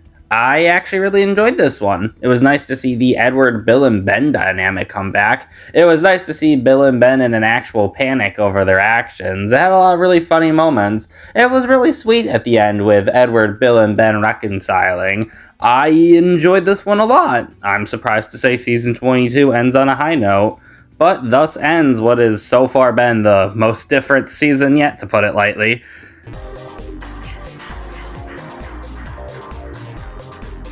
What happened? The last 5 seasons showed a lot of promise and made it clear that Thomas could still be really good into the modern day, but this season feels like a slap in the face to everything that was going into those. The faster pace, the around-the-world hijinks, Thomas narrating, everything just feels so different from what I'm used to for this series. Even the Nitrogen seasons, I would at least still say, felt like they were part of the same show, but this doesn't feel anything like I've been used to. I get that especially a long-running show like this is going to have to evolve and change, but at least before when they did it, they slowly got to that point. This feels like such a stark shift going from the last season to this. And just in general, I just don't really like this new format. It's not really thought out well, the pacing feels weird, and generally speaking, the writing has taken a massive hit going from the last few seasons, and it just doesn't feel like the show I've been watching for the past 21 seasons. If anything, it feels very ashamed of the show it started as. There were still a few episodes I liked in here, like School of Duck or Hunt the Truck, but most of them, especially the international ones, just sucked. I didn't enjoy a lot of the season at all. Now all I gotta hope is that the next season is much better. At least there's no direct-to-DVD movie in between this time. So let's jump into season 23 and see if Bwubba improves. Really hoping so. Oh wow, a Bulgy episode. That's really cool, actually. So Bulgy is jealous of all the steam engines getting passengers because he doesn't think the buses get enough of them. But due to an accident with Max and Monty, some flour goes into the water tanks and all the engines start working worse. What is this, a good Thomas episode? Like, no, really. I enjoyed this one a lot. I love that Bulgy actually got an episode to himself. And it's a nice little simple story that takes advantage of the universe. It's also just pretty funny and creative. I had a blast watching this episode. It's quite surprising seeing an episode like this in the Bwubba era. It could have come from any of, like, the Brenner era seasons, and I wouldn't have even batted an eye. It's that good. Okay. So maybe season 23 might be a better season after all. More the merrier. I've plenty of room.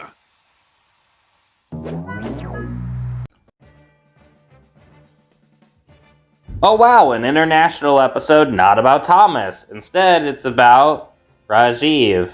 Whoopi, my favorite character. So Rajiv loses his crown and thinking that he's worthless without it, refuses to do any work all day. Look, I appreciate they gave an international character an episode to themselves. I really do.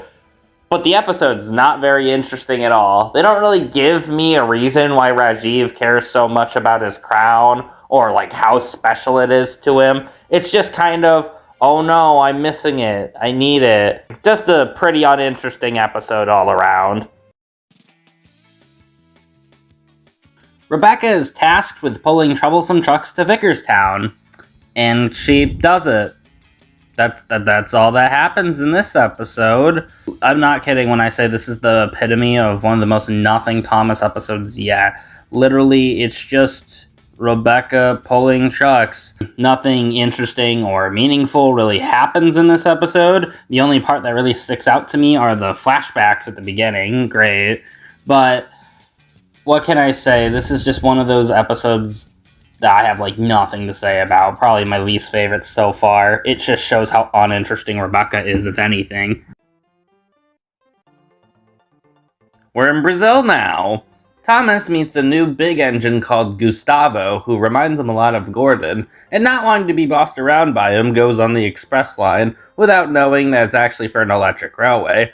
This one's fine for an international episode. It's nothing mind-blowing or really all that interesting, but I think I like that they at least tried to integrate an electric railway theme. That's kind of neat. Does something with the country. I guess I don't mind Gustavo. He's fine. Yeah, it just kind of exists, but it's like second best so far.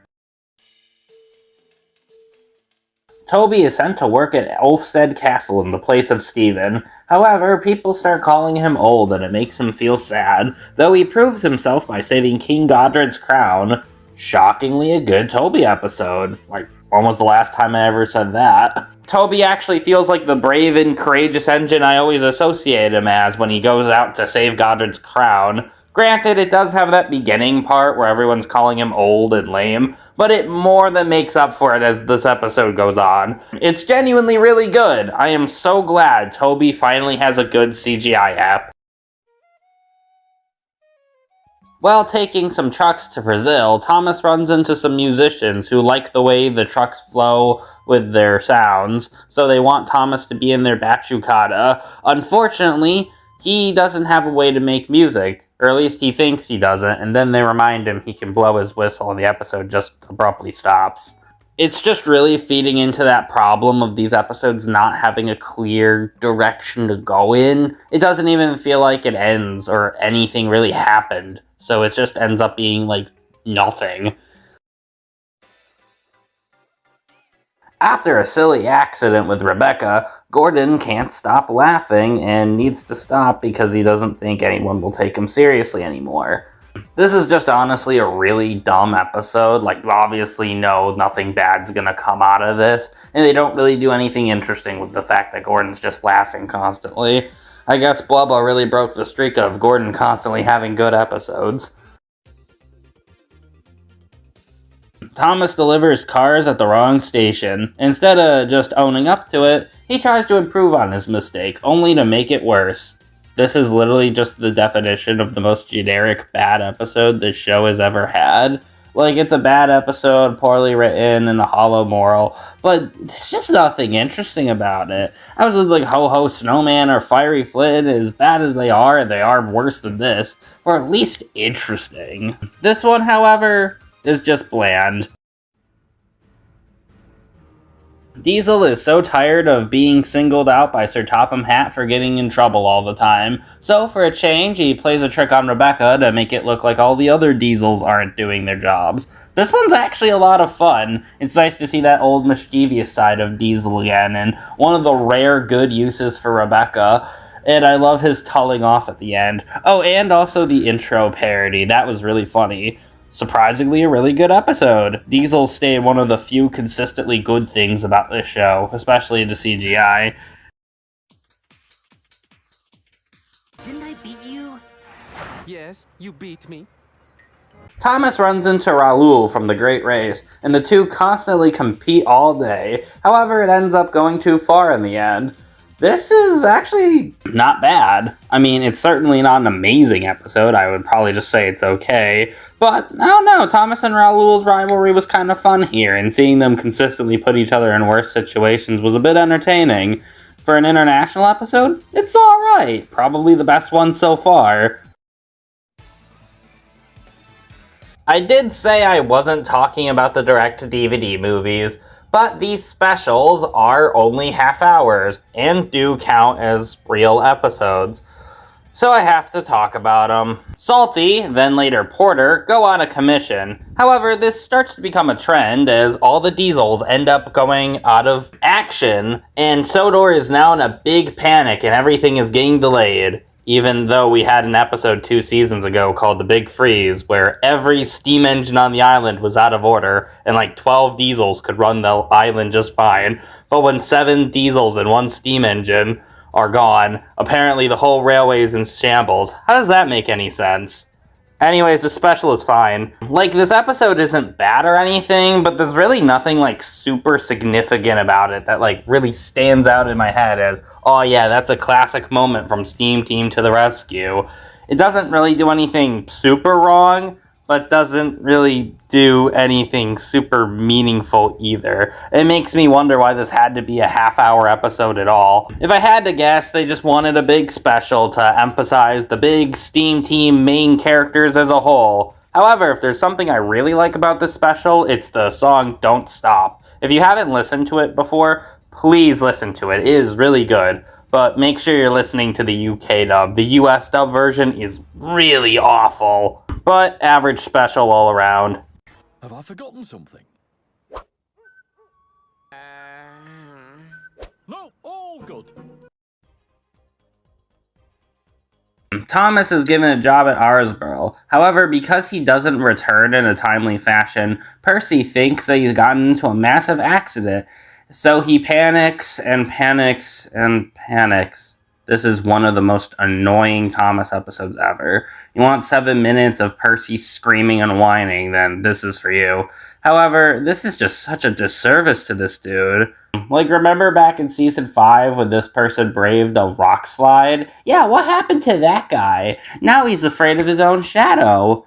Percy's decline is so sad. He whines, he screams, he cries in literally every scene now. And this episode is like the culmination of Percy at his worst in CGI. This is without a doubt the worst episode of the whole season so far. I pray it's not worse than this going forward. Shane is having too much fun on a journey with Thomas that he forgets to get Cole, and he almost strands his passengers, but then Thomas later gets Cole.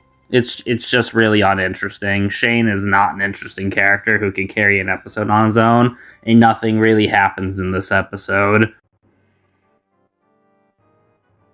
Well, we're on our next half-hour episode, so let's see if they improved.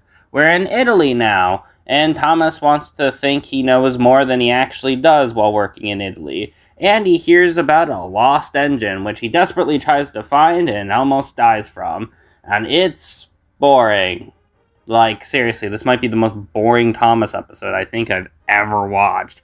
Nothing interesting happens. Gina's a bland character. And for what is called a special, it's really uneventful. A lot of it's just sitting around. Thomas trying to prove he knows more about Italian archaeology than he really does. It's just aggressively uninteresting, and there's so little to talk about. This is probably my least favorite episode so far. Wanna know the worst part? This is only part 1 of a 2-parter. Let's see if they redeem themselves with the second part, I guess. A new portion of a Roman Colosseum is discovered, but they don't really have enough diggers, so somehow Italy contacts the island of Sodor and brings the pack to Italy. I guess no construction needs to be done on the island. Thomas is then later jealous of all the pack's discoveries and fantasizes about making his own, until accidentally stumbling upon the lost engine that was mentioned in the previous episode, who Thomas tries to save, but because he stupidly sings opera, they cause a cave-in and then have to get saved a different way. And it's just as uneventful as last time. Like, the pack are here, but they don't really do anything interesting. The lost engine Thomas finally finds is incredibly annoying, and I kind of can't stand him, and it's still really slow. I'll admit it's a little more engaging, mainly near the end compared to the last episode, but that's only compared to the last episode. As a whole, this is still an extremely bland Thomas episode, and for a 2-parter, it just drags. There's nothing really appealing or memorable, and the fact we traded out the hour-long DVD movies for this, in my eyes, was not a very good trade-off. There is this one music cue I like that plays during the fantasy sequence, and I think that's the only thing I like about this whole, 2-part special. Both of these are going at the bottom of the list because they're the same as all the garbage from the other international episodes, but they are 44 minutes long and drag and drag. They're so uninteresting to watch. Emily is sad because she has nothing significant to talk about. Again, I feel like we've done this plot so many times with Emily. If you want her to be more interesting, then do something with her. She then takes some rangers for Nia, but then gets lost, and the two just sit there on a camping trip with the other rangers, and it's just kind of bland. They've really done nothing interesting with Emily for I want to say 11 seasons straight now. I can't think of anything memorable CGI era Emily has done. Just a pretty bland one. In China, Thomas is sad because he misses Percy, so Hong Mei and Young Bao try to cheer him up with a dragon boat race. It's fine. It's got a nice callback to Thomas, Percy, and the Dragon, but why can't Thomas just leave? Is he contractually obligated to stay in China or something? All these episodes have him jumping around, so it's hard for me to believe he can't just go back and meet Percy whenever. But, for an international episode, it's alright. Ooh, a pack episode. And Miss Jennings returns? This should be good. Brenda thinks that Max and Monty are dumping stones all over her clear way, so she moves them without knowing that Jack, Alfie, and Oliver are the ones who need them. Meh, this episode kinda just exists. It's neat seeing a pack episode in the Blubba era, and the, of all things, the fantasy sequence kinda made me laugh, even if it felt very Family Guy-y, but pretty mediocre episode right here. Nothing really interesting going on. Maybe it doesn't help that Brenda's a really boring character, but yeah, kind of just there. Nia brings a new digger called Darcy to the pack sites. She initially makes mistakes, but then later makes up for them later. What a nothing Thomas episode. Darcy is basically just Rebecca, meaning she's boring as sin, like Rebecca. Shy, anxious, her whole episode is not too different from Rebecca's. Heck, the recap at the end of this one retells Rebecca's second episode. I'm running out of things to talk about. This one is so impressively uninteresting. Lorenzo is upset because he doesn't get to take a famous opera singer, so he thinks it's because he has his coach Beppe, so he decides to betray him and gets a different coach, but then he gets lost with the opera singer. Just nothing? Do you want to hear an engine sing opera for 7 minutes? And this is the episode for you, I guess, but it's just nothing meaningful or really interesting, and Lorenzo is just an extremely annoying character to follow, so episode doesn't really do anything for me. Max and Monty mess around on the work site. However, danger arises as Monty falls into a hole and Darcy has to save him. And, yup, this was definitely an episode, alright. Like, it wasn't bad or anything, and it's cool to see some Pack episodes, but it really doesn't feel like they had any interesting ideas for Pack episodes. And it's pretty underwhelming, unfortunately. Thomas wants to sing opera like Lorenzo, but he ends up losing his voice. It's weird that they established that Thomas can't sing in this episode when not only did we have him sing the Steam Team episode song a while back, but he also is sung throughout all the specials and stuff. Like, seriously? His singing is irritating and insufferable. It's not funny at all. Though the part where he loses his voice and has to, like, mime out what he wants to say is actually kind of cool. Makes me wish the whole episode was about Thomas needing to, like, communicate without talking. Unfortunately, this ain't it, Chief. This one is made up for by having a decent part at the tail end, but most of it's just really annoying. Diesel gets upset when he's called useless. I thought he used to revel in not doing his work, but okay. He uses glow-in-the-dark paint to disguise himself to haunt the two, and, you know what? This episode's okay, I suppose. Diesel's characterization is as fun as ever, and I like the fact that Paxton has finally become aware of how trashy Diesel as a character really is, and some of the scenes of them scaring Diesel off, and the ending joke with Diesel was pretty funny, but overall, it just kind of left me thinking the story could have been better structured with an extra minute and 45 seconds, like the Brenner era. But still, for the season, I'm glad it ends on an okay note. Season 23. So I think I've officially hit my breaking point with the series. Like, sure, there were still a few good episodes here and there, but for the most part, I'm kind of just tired of this big world format in general. The pacing and storytelling just isn't my thing. And while I would say 22 and 23 are pretty comparable, the specials I think really bring this one down and prop it up to be my least favorite season of the show. And there's still one more season just like it. Will season 24 be a meaningful finale to this show? And can Big World, Big Adventures redeem itself? Let's just jump in and see what we end up with. Emily is sad she doesn't have a best friend, although I thought her and Nia had that one episode last season, but whatever. So she gaslights Henry, Edward, oh, they're acknowledged. Oh, and Philip and Marion into thinking they're her best friends. But then she forgets to deliver the sand, except no, it was delivered by Thomas and the other Steam Team members who all consider her best friend. This episode's just lame. Nothing really exciting or interesting happens even once in this episode.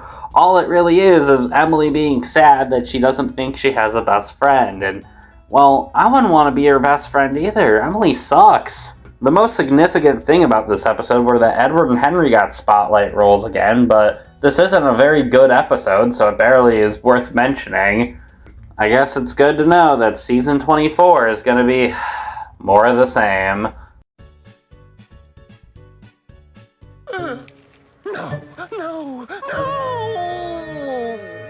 Not on my... That joke feels so out of place in this series. Like, this is so lowbrow. Thomas is trying to look for this dog's owner. However, wacky dog hijinks ensue, delaying him from finding him. This episode's just nothing. It's just Thomas hanging out with the dog. It's so bland. The only highlight was seeing baby Thomas again, who I guess is now Kid Thomas considering he's aged. But still, really lame episode overall.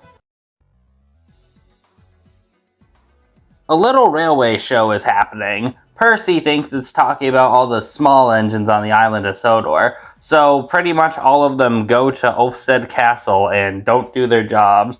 However, it's revealed it's actually supposed to be a model railway show. Pretty solid episode, honestly. It was nice to see a bunch of old characters pop up again, and honestly for the last time in most of their cases, unfortunately. And it was nice to have a scene with Wilbur and Audrey directly talking to Percy about the railway show. This was a pretty fun one. I enjoyed it all around. It's good to know this season's at least going to have a few solid episodes. Thomas runs into two twins that run on eucalyptus wood in Brazil. He decides to switch jobs with them for the day so that they can see more of Brazil. However, this ends up being a bad idea because they burn wood too fast. It's there. It's not an awful episode or anything. I just got nothing to comment on. The new characters are nothing. The conflict's nothing. It just does nothing. I guess I can say it has a decent moral of needing to accept your place, similar to All at Sea, but it's not done nearly as cool as that episode was, or in a meaningful way. It's just there. An inspector has come to the island of Sodor to see how safe it is. Topham runs a series of tests for whichever engine is closest to Rocky is the one who grabs him in case of any emergency. That sounds like a bad idea, doesn't it? Well, it is, as all of them get into a major accident. Broadway Topham, I'm sure you could have avoided this.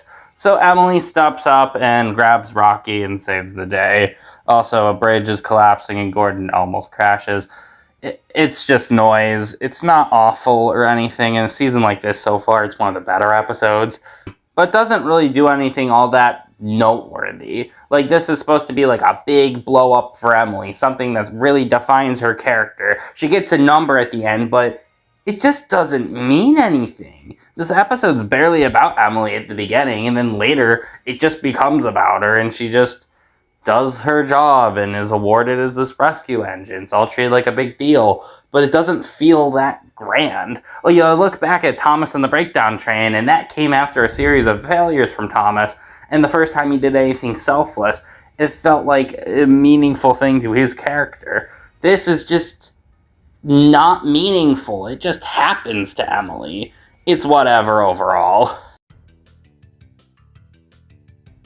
We're in India again for the last time, thank God. So Thomas and the other engines are entering a best dressed engine contest, of course. Shankar doesn't want to enter. He just wants to do actual railway work. Wow, what a surprise there. But Thomas forces him in. He does win the contest, but at the end he reveals he didn't want to be there in the first place. It's a fine moral about not forcing others to do what you want, but it's just nothing interesting happened. The most interesting thing is this guy right here who kind of looks like Mario. That's my takeaway. Such as zebras? Was that a mistake, or did no one catch that? I'm confused. Anyway, Nia has to transport an elephant to the Sodor Zoo, but it's uncooperative. Yep. Another bad animal episode. Goes the same way these all do. Animals uncooperative, and Nia desperately has to try to get it to become cooperative. It's boring. Moving on. Lorenzo is feeling superstitious, and Thomas is feeling the same way after a few unlucky situations, so Thomas has to brave through his bad luck. This episode's just annoying. Lorenzo is just the most annoying character, like usual, and everything is just like, oh no, this bad thing happened, oh no, that bad thing happened. Seriously, if Lorenzo wasn't in this episode so much, I'd probably like it a lot more. Otherwise, he's just like one of the most annoying characters in this show, hands down, so an episode like this really annoys me. James sees a bunch of kids reading a superhero comic book, and he wants to become a superhero. You know, like every show ever. Honestly, in spite of me complaining, this one's actually okay. Like, admittedly, I'm a big sucker for superhero stories, so this episode kind of appeals to me from that regard. But I also like the fact they use comic panels. It reminds me of the 2003 Hulk movie. Take that as a compliment, if you will. The middle really falters, though. There's like that scene of James saving a kite from a tree, but then he just is like, oh, no one needs me, even though he did something good a few seconds ago. It feels like the episode just abruptly stops in the middle. But still, this one's okay. It feels like it was just made to sell a superhero of James toy, though, sometimes. Ace returns from the Big World Big Adventures movie. I'm surprised to see him in an actual episode. He plans on jumping over 25 double-decker buses. However, it turns out he's afraid of Australia's wildlife. But the double-decker buses don't arrive, and he has to jump over some railway engines. Yeah, this episode does definitely exist. As someone who enjoyed Ace's story in the Blah Blah movie, unfortunately this episode didn't really do anything appealing with Ace. It didn't do anything really bad, but it didn't really do anything interesting. Like, he's afraid of the wildlife and he has to get over it. I feel like I've seen this kind of plot from this show before multiple times, and it wasn't really done in a unique or meaningful way for me to say it goes above and beyond. It's kind of there. We're on our next two-parter, Marvelous Machineries. A technology fair is opening on the island of Sodor. Man, we're really far removed from the franchise's roots now. Thomas is afraid that they are going to get replaced with all the new technology. In the meantime, there are these two criminals who are gonna do something. They're not in the episode enough to figure out what it is here. This episode's just really uninteresting, actually. Most of it's just spent setting up the technology fair. Nothing really interesting happens. They're all afraid of being replaced.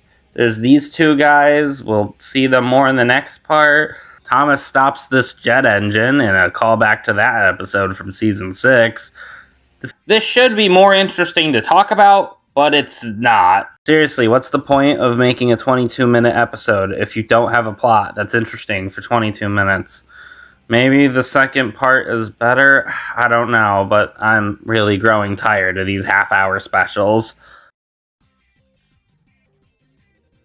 Well, the technology fair continues, and I do mean that quite literally, as the first half of this episode is basically just showing off technology, like the dancing robot, the magnet thingy, flying cars. This is, of course, all set up for the second half of this episode, where these two steal Ruth's plans for, I think it's flying cars? I'm pretty sure. I don't really know what they plan to do with them, though. But anyways, they steal them, and everybody's chasing after them with the new technology. Even Thomas with that jet engine from last episode. It's all just become so mindless at this point. Look at the dancing robot, look at the magnet. I feel like it's trying so hard to appeal to its young audience in the most basic surface level way, and it doesn't really do anything meaningful, try to say anything interesting. It's just the definition of brain dribble at this point. There were a few things I didn't think were too bad, like I actually really like the theme that plays when Thomas chases Sonny here. Oh yeah, I forgot to mention Sonny. He was working with the criminals and then has a redemption arc. Whatever. Oh yeah, there is also this engine Kenji who was used in the final climax. Again, he's just there. I like that we have a bullet train. I don't know, I'm running out of things to talk about. This special is just so brain dead. And to think, there's still one more half-hour episode to go. But yeah, this, along with the previous one, are two really bad specials. These are some of my least favorite episodes of the entire show at this point. Thankfully, we are done with two-part half-hour episodes. Thank God. A Christmas party is happening on the island of Sodor. Sir Topham Hatt, the Duke, and the Duchess of Boxford are trying to come aboard Harold. However, there's a massive snowstorm and they can't see where they're going, so Nia comes up with an idea to guide them. Yup, this episode sure happened. It's not bad or anything, but it's just the definition of there. There's only one scene in this whole episode that stuck out to me. On the other hand, I had plowing to do. Lots of plowing. Peep, peep. The ordering of these episodes is really weird. Like, there's a sequel episode with this character that actually aired before her introduction, which I just found really confusing. Ruth builds a car named Cleo, and her and Thomas get into races. It's, fine. There's nothing really wrong with this episode, except maybe that Cleo's a bit annoying, but it's alright, you know, it kind of gives me some vibes of Thomas and Birdie's Great Race, just not as good. I'm gonna be real with season 24, not all these episodes are bad, but this has gotta be the most uninteresting season to talk about. I feel like I have nothing to say about most of these. Sorry. Oh, Gordon, we all make mistakes. I don't.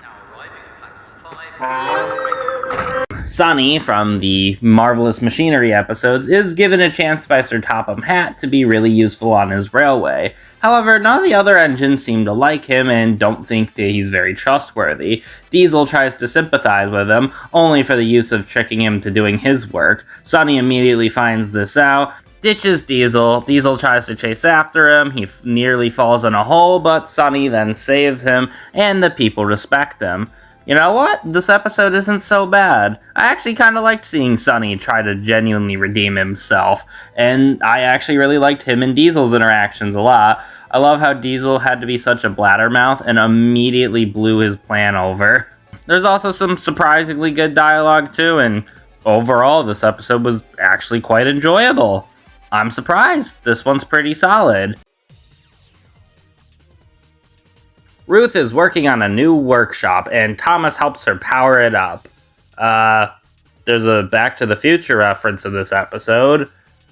The only thing that I even have to comment on this episode is just a whole load of nothing. It just exists.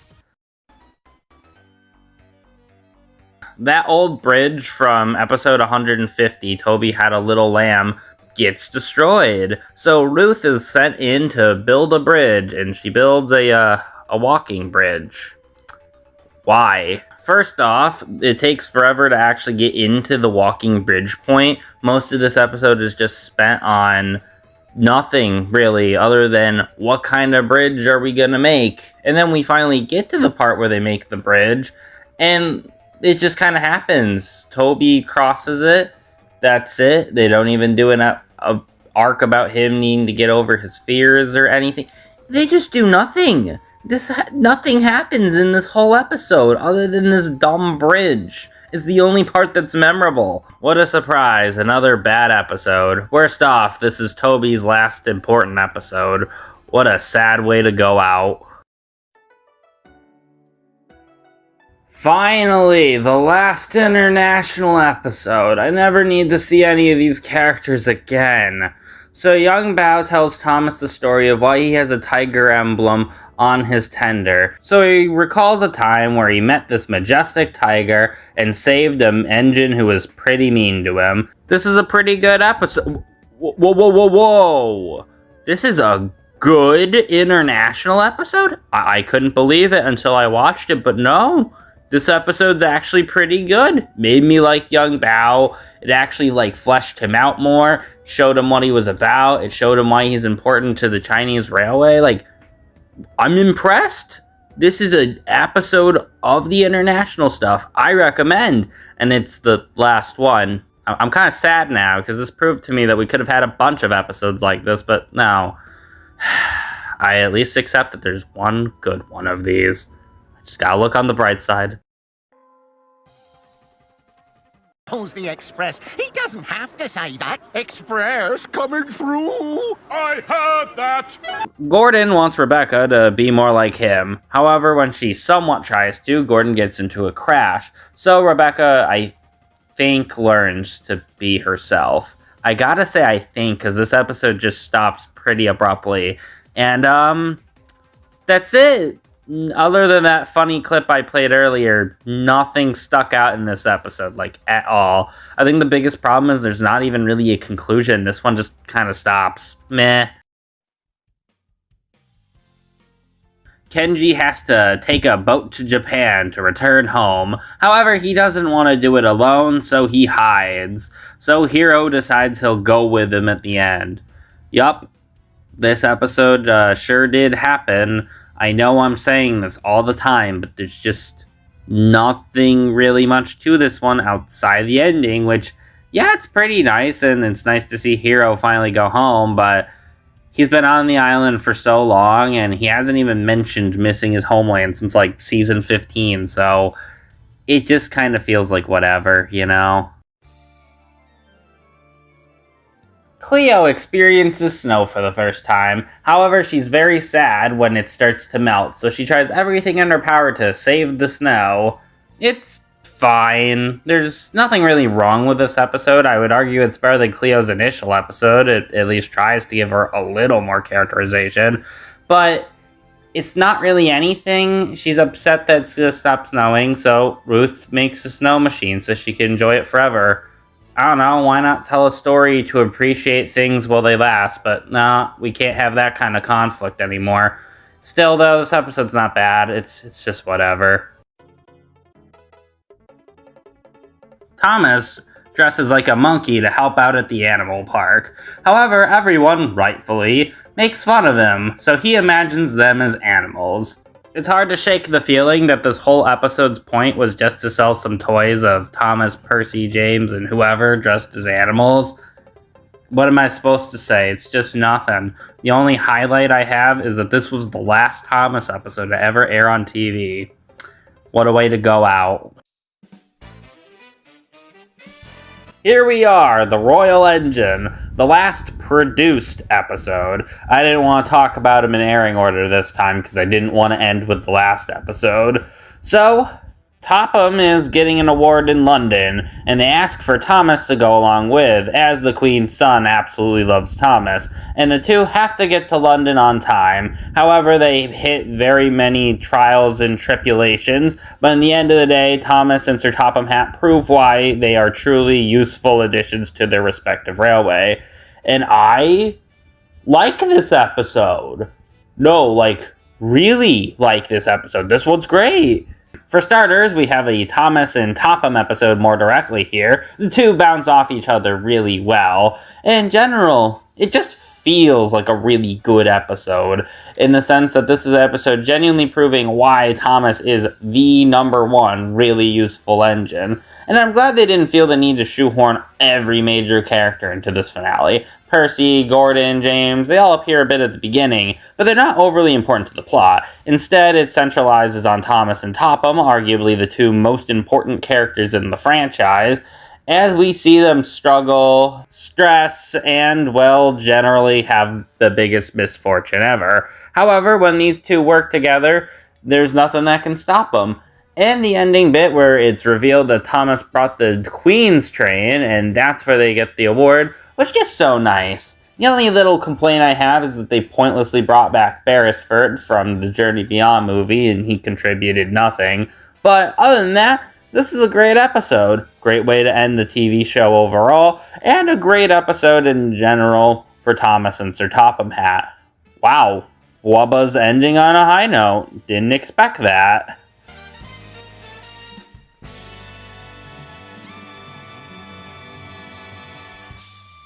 So, if you couldn't tell by the review, I'm not really the biggest fan of Season 24. Sure, you can make the argument it doesn't have as many bad episodes as the last two, but really nothing significant or interesting happened in this season at all, and thus, this is my least favorite season of the whole show. It being the last one adds so much insult to injury. But, I've done it. I have officially reviewed every single episode of Thomas the Tank Engine and Friends. What a ride that was. It was admittedly really fun going through the show from the very beginning to the very end of it and seeing the evolution and change, even if at many times it was a de-evolution. And yes, there were a lot of bad episodes. But if I'm going to be real, just as much, if not more of it, was, at worst, okay. I mean, the later half of the model seasons, sure, weren't as good as the classic ones, but they were still watchable, and the fact that we even got a bounce back like the Brenner era is amazing. I mean, how many long-running shows really get to say they have a bounce back? Like The Simpsons currently does, SpongeBob debatably did. But what I'm getting at is this doesn't really happen often, especially in the edutainment run. I mean, look what happened to Bob the Builder after all. Though when the show dipped in quality, it really dipped in quality. Sitting through the nitrogen stuff again really made me realize how automated all those episodes were, and the less said about Big World Big Adventures, the better.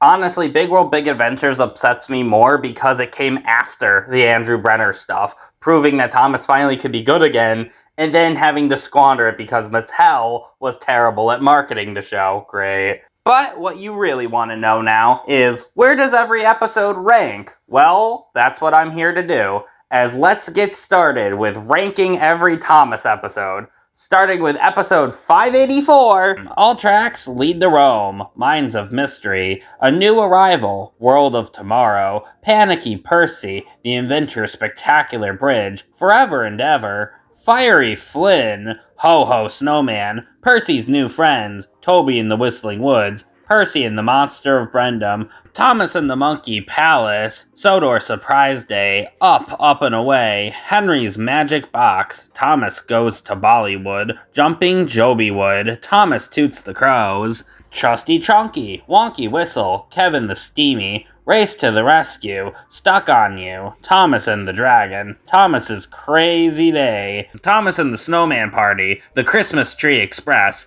Bachu Kata, Thomas's Not So Lucky Day, Kangaroo Christmas, Let It Snow, Hero Helps Out, Buzzy Bees, Thomas in Charge, Pop Goes Thomas, The Water Wheel, Welcome Stafford, Merry Misty Island, Emily's Winter Party Special, Emily and Dash, Surprise Surprise, Percy the Snowman, James in the Dark, Chucklesome Trucks, Lorenzo's Solo, Too Loud Thomas, Thomas and the Forest Engines, Ranger of the Rails, Thomas and the Inventor's Workshop, Emily's Best Friend, Tiger Trouble, Thomas's Animal Friends, Happy Hero, Thomas Makes a Mistake, Thomas in the Wild, Outback Thomas, Rosie is Red, Thomas and Scruff, Oh the Indignity, Playtime, Eddie and Charlie, Toby and Bash, Henry's Health and Safety, Pingy Pongy Pickups, Thomas's Tall Friend, A Blooming Mess, Steamy Sodor, Spencer the Grand, Ol' Wheezy Wobbles, Thomas and the Rubbish Train, Splish Splash Splosh, Big Bell, Slippy Sodor, Whiff Swish, Muddy Matters, The Lion of Sodor, Time for a Story, Flashbang Wallop, Gordon and Ferdinand, Nia and the Unfriendly Elephant, Ol' Wheezy Wobbles, Henry's Good Deed, Thomas and the Runaway Kite, Thomas and the Pigs, What Rebecca Does, Henry's Happy Call, Toby's New Whistle, The Number One Engine, Double Trouble, Tickled Pink, Push Me, Pull You, Best Friends, Victor Says Yes, Banjo in the Bushfire, Thomas and the Sounds of Sodor, Merry Winter Wish, Don't Go Back, The Express Coming Through, Laid Back Shane, Cyclone Thomas, The Runaway Truck, Diesel's Special Delivery, The Biggest Present of All, Saved You, Out of Sight, First Day on Sodor, Being Percy, Stop That Bus, The Man in the Hills, Henry Gets It Wrong, Toby's Special Surprise, The Party Surprise,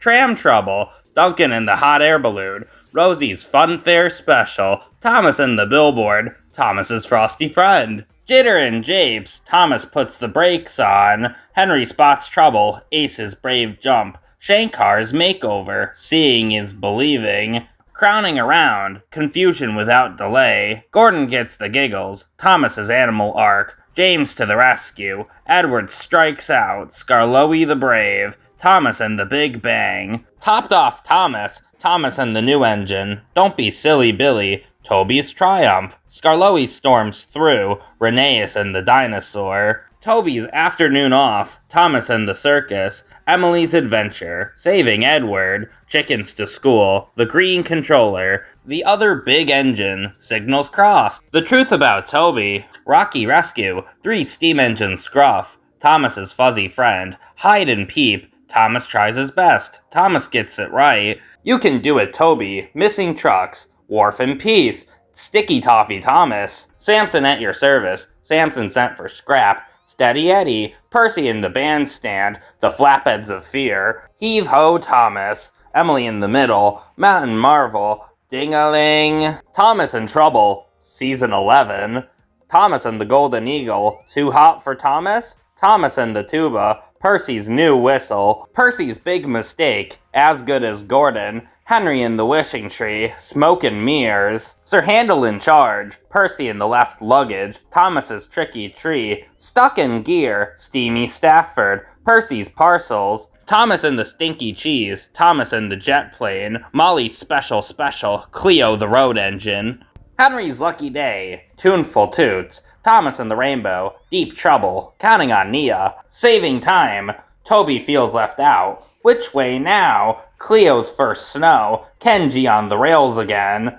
Gordon and Rebecca Coming Through, Don't Tell Thomas, Emily to the Rescue, The Phantom Express, Seeing the Sights, Who's Jeffrey, Thomas and the Colors, Thomas Set Sail, Thomas and the Birthday Picnic, Thomas and the Birthday Mail, The Other Side of the Mountain, Marion in the Pipes, Engine of the Future, Hasty Hannah, The Beast of Sodor, Don't Bother Victor, The Early Bird, James the Super Engine, Nia's Bright Idea, The Lost Puff, Not Now Charlie, Thomas Saves the Day, Fish, Season 8, Emily Saves the World, Follow That Flower, Scruff's Makeover, The Big Freeze, No Snow for Thomas, Edward the Hero, Thomas's Milkshake Muddle, Thomas's Day Off, Thomas and the Toy Shop, The Perfect Gift, Apology Impossible, Creaky Cranky, Spencer's VIP, The Missing Breakdown Train, Duncan Does It All, Duncan Drops a Clanger, Percy and the Fun Fair, Henry and the Flagpole, The Old Bridge, Percy and the Haunted Mine, Buffer Bother, What's the Matter with Henry, Snow Tracks, Diesel Glows Away, Marion and the Dinosaurs, Middle Engine, Rusty Saves the Day, Edward the Very Useful Engine, Reneus and the Roller Coaster, Trusty Rusty, Very Important Sheep, A Shed for Edward, Helping Hero, No Steam Without Coal, Duck in the Water, Samson in the Fireworks, Grudge Match, Wish You Were Here, Philip's Number, Percy and the Calliope, A Smooth Ride, Thomas and the Lighthouse, Calm Down Caitlin, Happy Birthday Sir, Salty Surprise, Bust My Buffers, Percy and the Magic Carpet, Excellent Emily, Thomas and the Shooting Star, Thomas, Percy and the Squeak, Edward and the Brass Band, Toby's Windmill, Fearless Freddy, Thomas and the Treasure, Wild Water Rescue, Gordon Takes the Shortcut, A Most Singular Engine, Diesel and the Ducklings, Hugo and the Airship, Thomas and the Spaceship, Steam Team to the Rescue, Edward and the Mail, Spick and Span, Two Wheels Good, Not So Hasty Puddings, The Magic Lamp, James and the Red Balloon, Duncan, Thomas and Scarloi's Big Day Out, Elizabeth the Vintage Lorry, Harvey to the Rescue, Toby's New Shed, Millie and the Volcano, Timothy and the Rainbow Truck, Emily's New Route, Thomas, Emily and the Snowplow, James Goes Too Far, Thomas to the Rescue, James Gets a New Coat, Bill, Ben and Fergus, Better Late Than Never, Thomas and Trevor, Thomas Gets Bumped, Edward, Trevor, The Really Useful Party, Best Engine Ever, Useful Railway, The Grand Opening, Bulgy Rides Again, Harold and the Flying Horse, Thomas and the Guard, Save from Scrap, Fergus Breaks the Rules, Emily's New Coaches, Special Attraction, Thomas and the Emergency Cable, Disappearing Diesels, No Help at All, Thomas the Babysitter, One Good Turn, Mind That Bike, The Frozen Turntable, Bradford the Brake Van, Sydney Sings, The Little Engine Who Raced Ahead, Gordon Runs Dry, Cranky Christmas, Diesel's Ghostly Christmas Part 1, Diesel's Ghostly Christmas Part 2, Toby's New Friend, Too Many Fire Engines, The Missing Christmas Decorations, Away from Sea, Santa's Little Engine, Mucking About, Blown Away, Buckled Tracks and Bumpy Cars, The Case of the Puzzling Parts, Salty, All at Sea, Lost Property, Duncan and the Old Mine, Time for Trouble, Thomas and the Fireworks Display, Call, Thomas's New Trucks, Wash Behind Your Buffers, Percy's Predicament, James Works It Out, Gordon and the Gremlins, Thomas's Train, Duck and the Slip Coaches, The Runaway Car, Bold and Brave, Faulty Whistles, Bah, The Switch, Sunny Second Chance, The Afternoon Tea Express, No More Mr. Nice Engine, Thomas's Shortcut, An Engine of Many Colors, Gone Fishing, Cows, Percy's Lucky Day, Kevin's Cranky Friend, Trouble in the Sheds,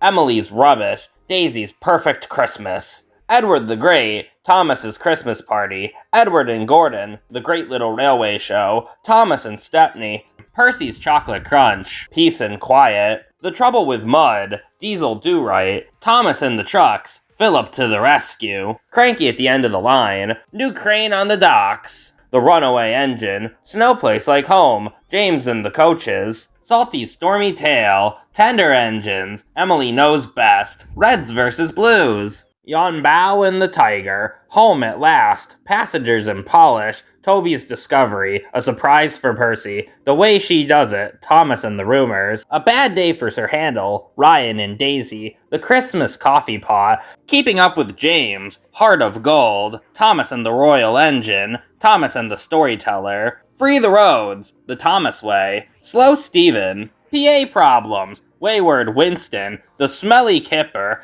Emily and the Special Coaches, Jack Frost, Unscheduled Stops, Duncan the Humbug, It's Only Snow, A Bad Day for Harold the Helicopter, The Fog Man, World's Strongest Engine, Confused Coaches, Flower Power, Rock and Roll, Thomas in Trouble, Season 1, No Joke for James, Duncan's Bluff, Big Strong Henry, Percy and the Oil Painting, Hunt the Truck, James, Percy and the Fruitful Day, Bullseyes, The Refreshment Lady's Stand, Skiff and the Mermaid, Terrence Breaks the Ice, Long Lost Friend, Missing Gator, Cautious Connor, Cool Truckings, The Runaway Elephant, A Bad Day at Castle Lock, Thomas, Percy and the Coal, Happy Ever After, School of Duck, Gordon and the Engineer, Bill or Ben, Dowager Hat's Busy Day, The Fastest Red Engine on Sodor, Dirty Work, Season 11, Gordon Takes a Tumble, Mighty Mac, Daisy, The Runaway, Dream On, Over the Hill, Den and Dart, Henry in the Dark, Springtime for Diesel, Mike's Whistle, Thomas the Quarry Engine, Duncan and the Grumpy Passenger, Trust Thomas, Goodbye Fat Controller, Gordon Takes Charge, Thomas and the Missing Christmas Tree, Percy and the Signal, Thomas and Percy's Christmas Adventure, Thomas and the Statue, Letters to Santa, 3 Cheers for Thomas, Diesel Does It Again, The Spotless Record, Make Someone Happy, Percy Gets It Right, Toad and the Whale, Toad's Adventure, Pouty James, James the Second Best, It's Good to Be Gordon, Halloween, Thomas Terrence in the Snow, Love Me Tender, The Rail Car and the Coaches, The Last Train for Christmas, Hector the Horrid, Squeak, Rattle and Roll, Oliver's Find, Train Stops to Play, Birdie's Chase, Peter, Sam and the Refreshment Lady, Luke's New Friend, Thomas Goes Fishing, Troublesome Trucks, Henry and the Elephant, Toad's Bright Idea, Respect for Gordon, Thomas Comes for Breakfast, Toby Had a Little Lamb, Salty's Secret, Something in the Air, Twin Trouble, James and the Queen of Sodor, Fish, Trucks, Donald's Duck, Jack Jumps In, Friend in Need, Something Fishy, Mavis, Thomas, Percy and the Post Train, Tit for Tat, Snow Engine, Best Dressed Engine, All in Vain, A Scarf for Percy, Wrong Road, 4 Little Engines, James and the Express, Thomas and Gordon, Woolly Bear, The Sad Story of Henry, Old Reliable Edward, Henry's Hero, Thomas the Jet Engine, Gordon and Spencer, Henry Gets the Express, Not So Slow Coaches, Thomas, Percy, and Old Slow Coach, Thomas and the Special Letters, Bowled Out, Pop Goes Diesel, Dirty Work, Dirty Objects, Percy and Harold, The Deputation, Scaredy Engines, No Sleep for Cranky, Tenders and Turntables, Edward, Gordon and Henry, Bulgy, Down the Mine, Oliver Owns Up, Snow, James and the Trouble with Trees, By George, You Can't Win, The Diesel, Sir Topham Hatt's Holiday, Gordon and the Famous Visitor, Double Teething Trouble, Paint Pots and Queens, Bulldogs, Brake Van, Duck Takes Charge, Stepney Gets Lost, Toby and the Stout Gentleman, Thomas and the Breakdown Train, Percy Takes the Plunge, Thomas and Birdie, Heroes, Toby's Tightrope, Special Funnel, Percy's Promise, Buzz Buzz, Old Iron, Horrid Laurie, Percy Runs Away, Off the Rails, The Flying Kipper whistles and sneezes. Thomas, Percy, and the Dragon put upon Percy a better view for Gordon. Gallant old engine, Rusty to the rescue. Cranky Bugs, Steamroller, a close shave. Sleeping Beauty, Edward's exploit. Toad stands by, Lady Hat's birthday. Escape, busy going backwards. Ghost Train, Henry's Forest, Toby and the Flood. Haunted Henry, Grand Puff, All at Sea, Duncan Gets Spooked, and number 1, Rusty and the Boulder. Okay, so that is every Thomas episode ranked to the best of my ability, at least. I will admit there were many times where I was like, should that episode be here? Should that one be there? Especially with a lot of the Brenner era ones. Let me put it like this. If it's in like the top 270, that means I think it's at least good. But that's it. I'm finally done. I successfully have watched and ranked every single episode of Thomas the Tank Engine. You have no idea how special this is to me. I've been wanting to do this since 2020, and now I feel so accomplished actually being able to say I've done this. And in general, it was just really fun to revisit Thomas again. Sure, there were some stinker moments, but the good is way worth getting through the bad, even if the bad can be really bad sometimes. And all I can say now is I hope for the best for the Thomas franchise going forward. Maybe now that they're making merchandise based around the CGI run again, they'll realize that people really liked the Brenner era stuff and tried to make content at least similar to that vein, let alone the classic series. But with that 2026 show, only time will tell where the Thomas series goes from here. And rest in peace to Britt Allcroft, David Mitton, and Wilbert Audrey. All three of you helped to make a franchise that's truly special to millions of the world out there.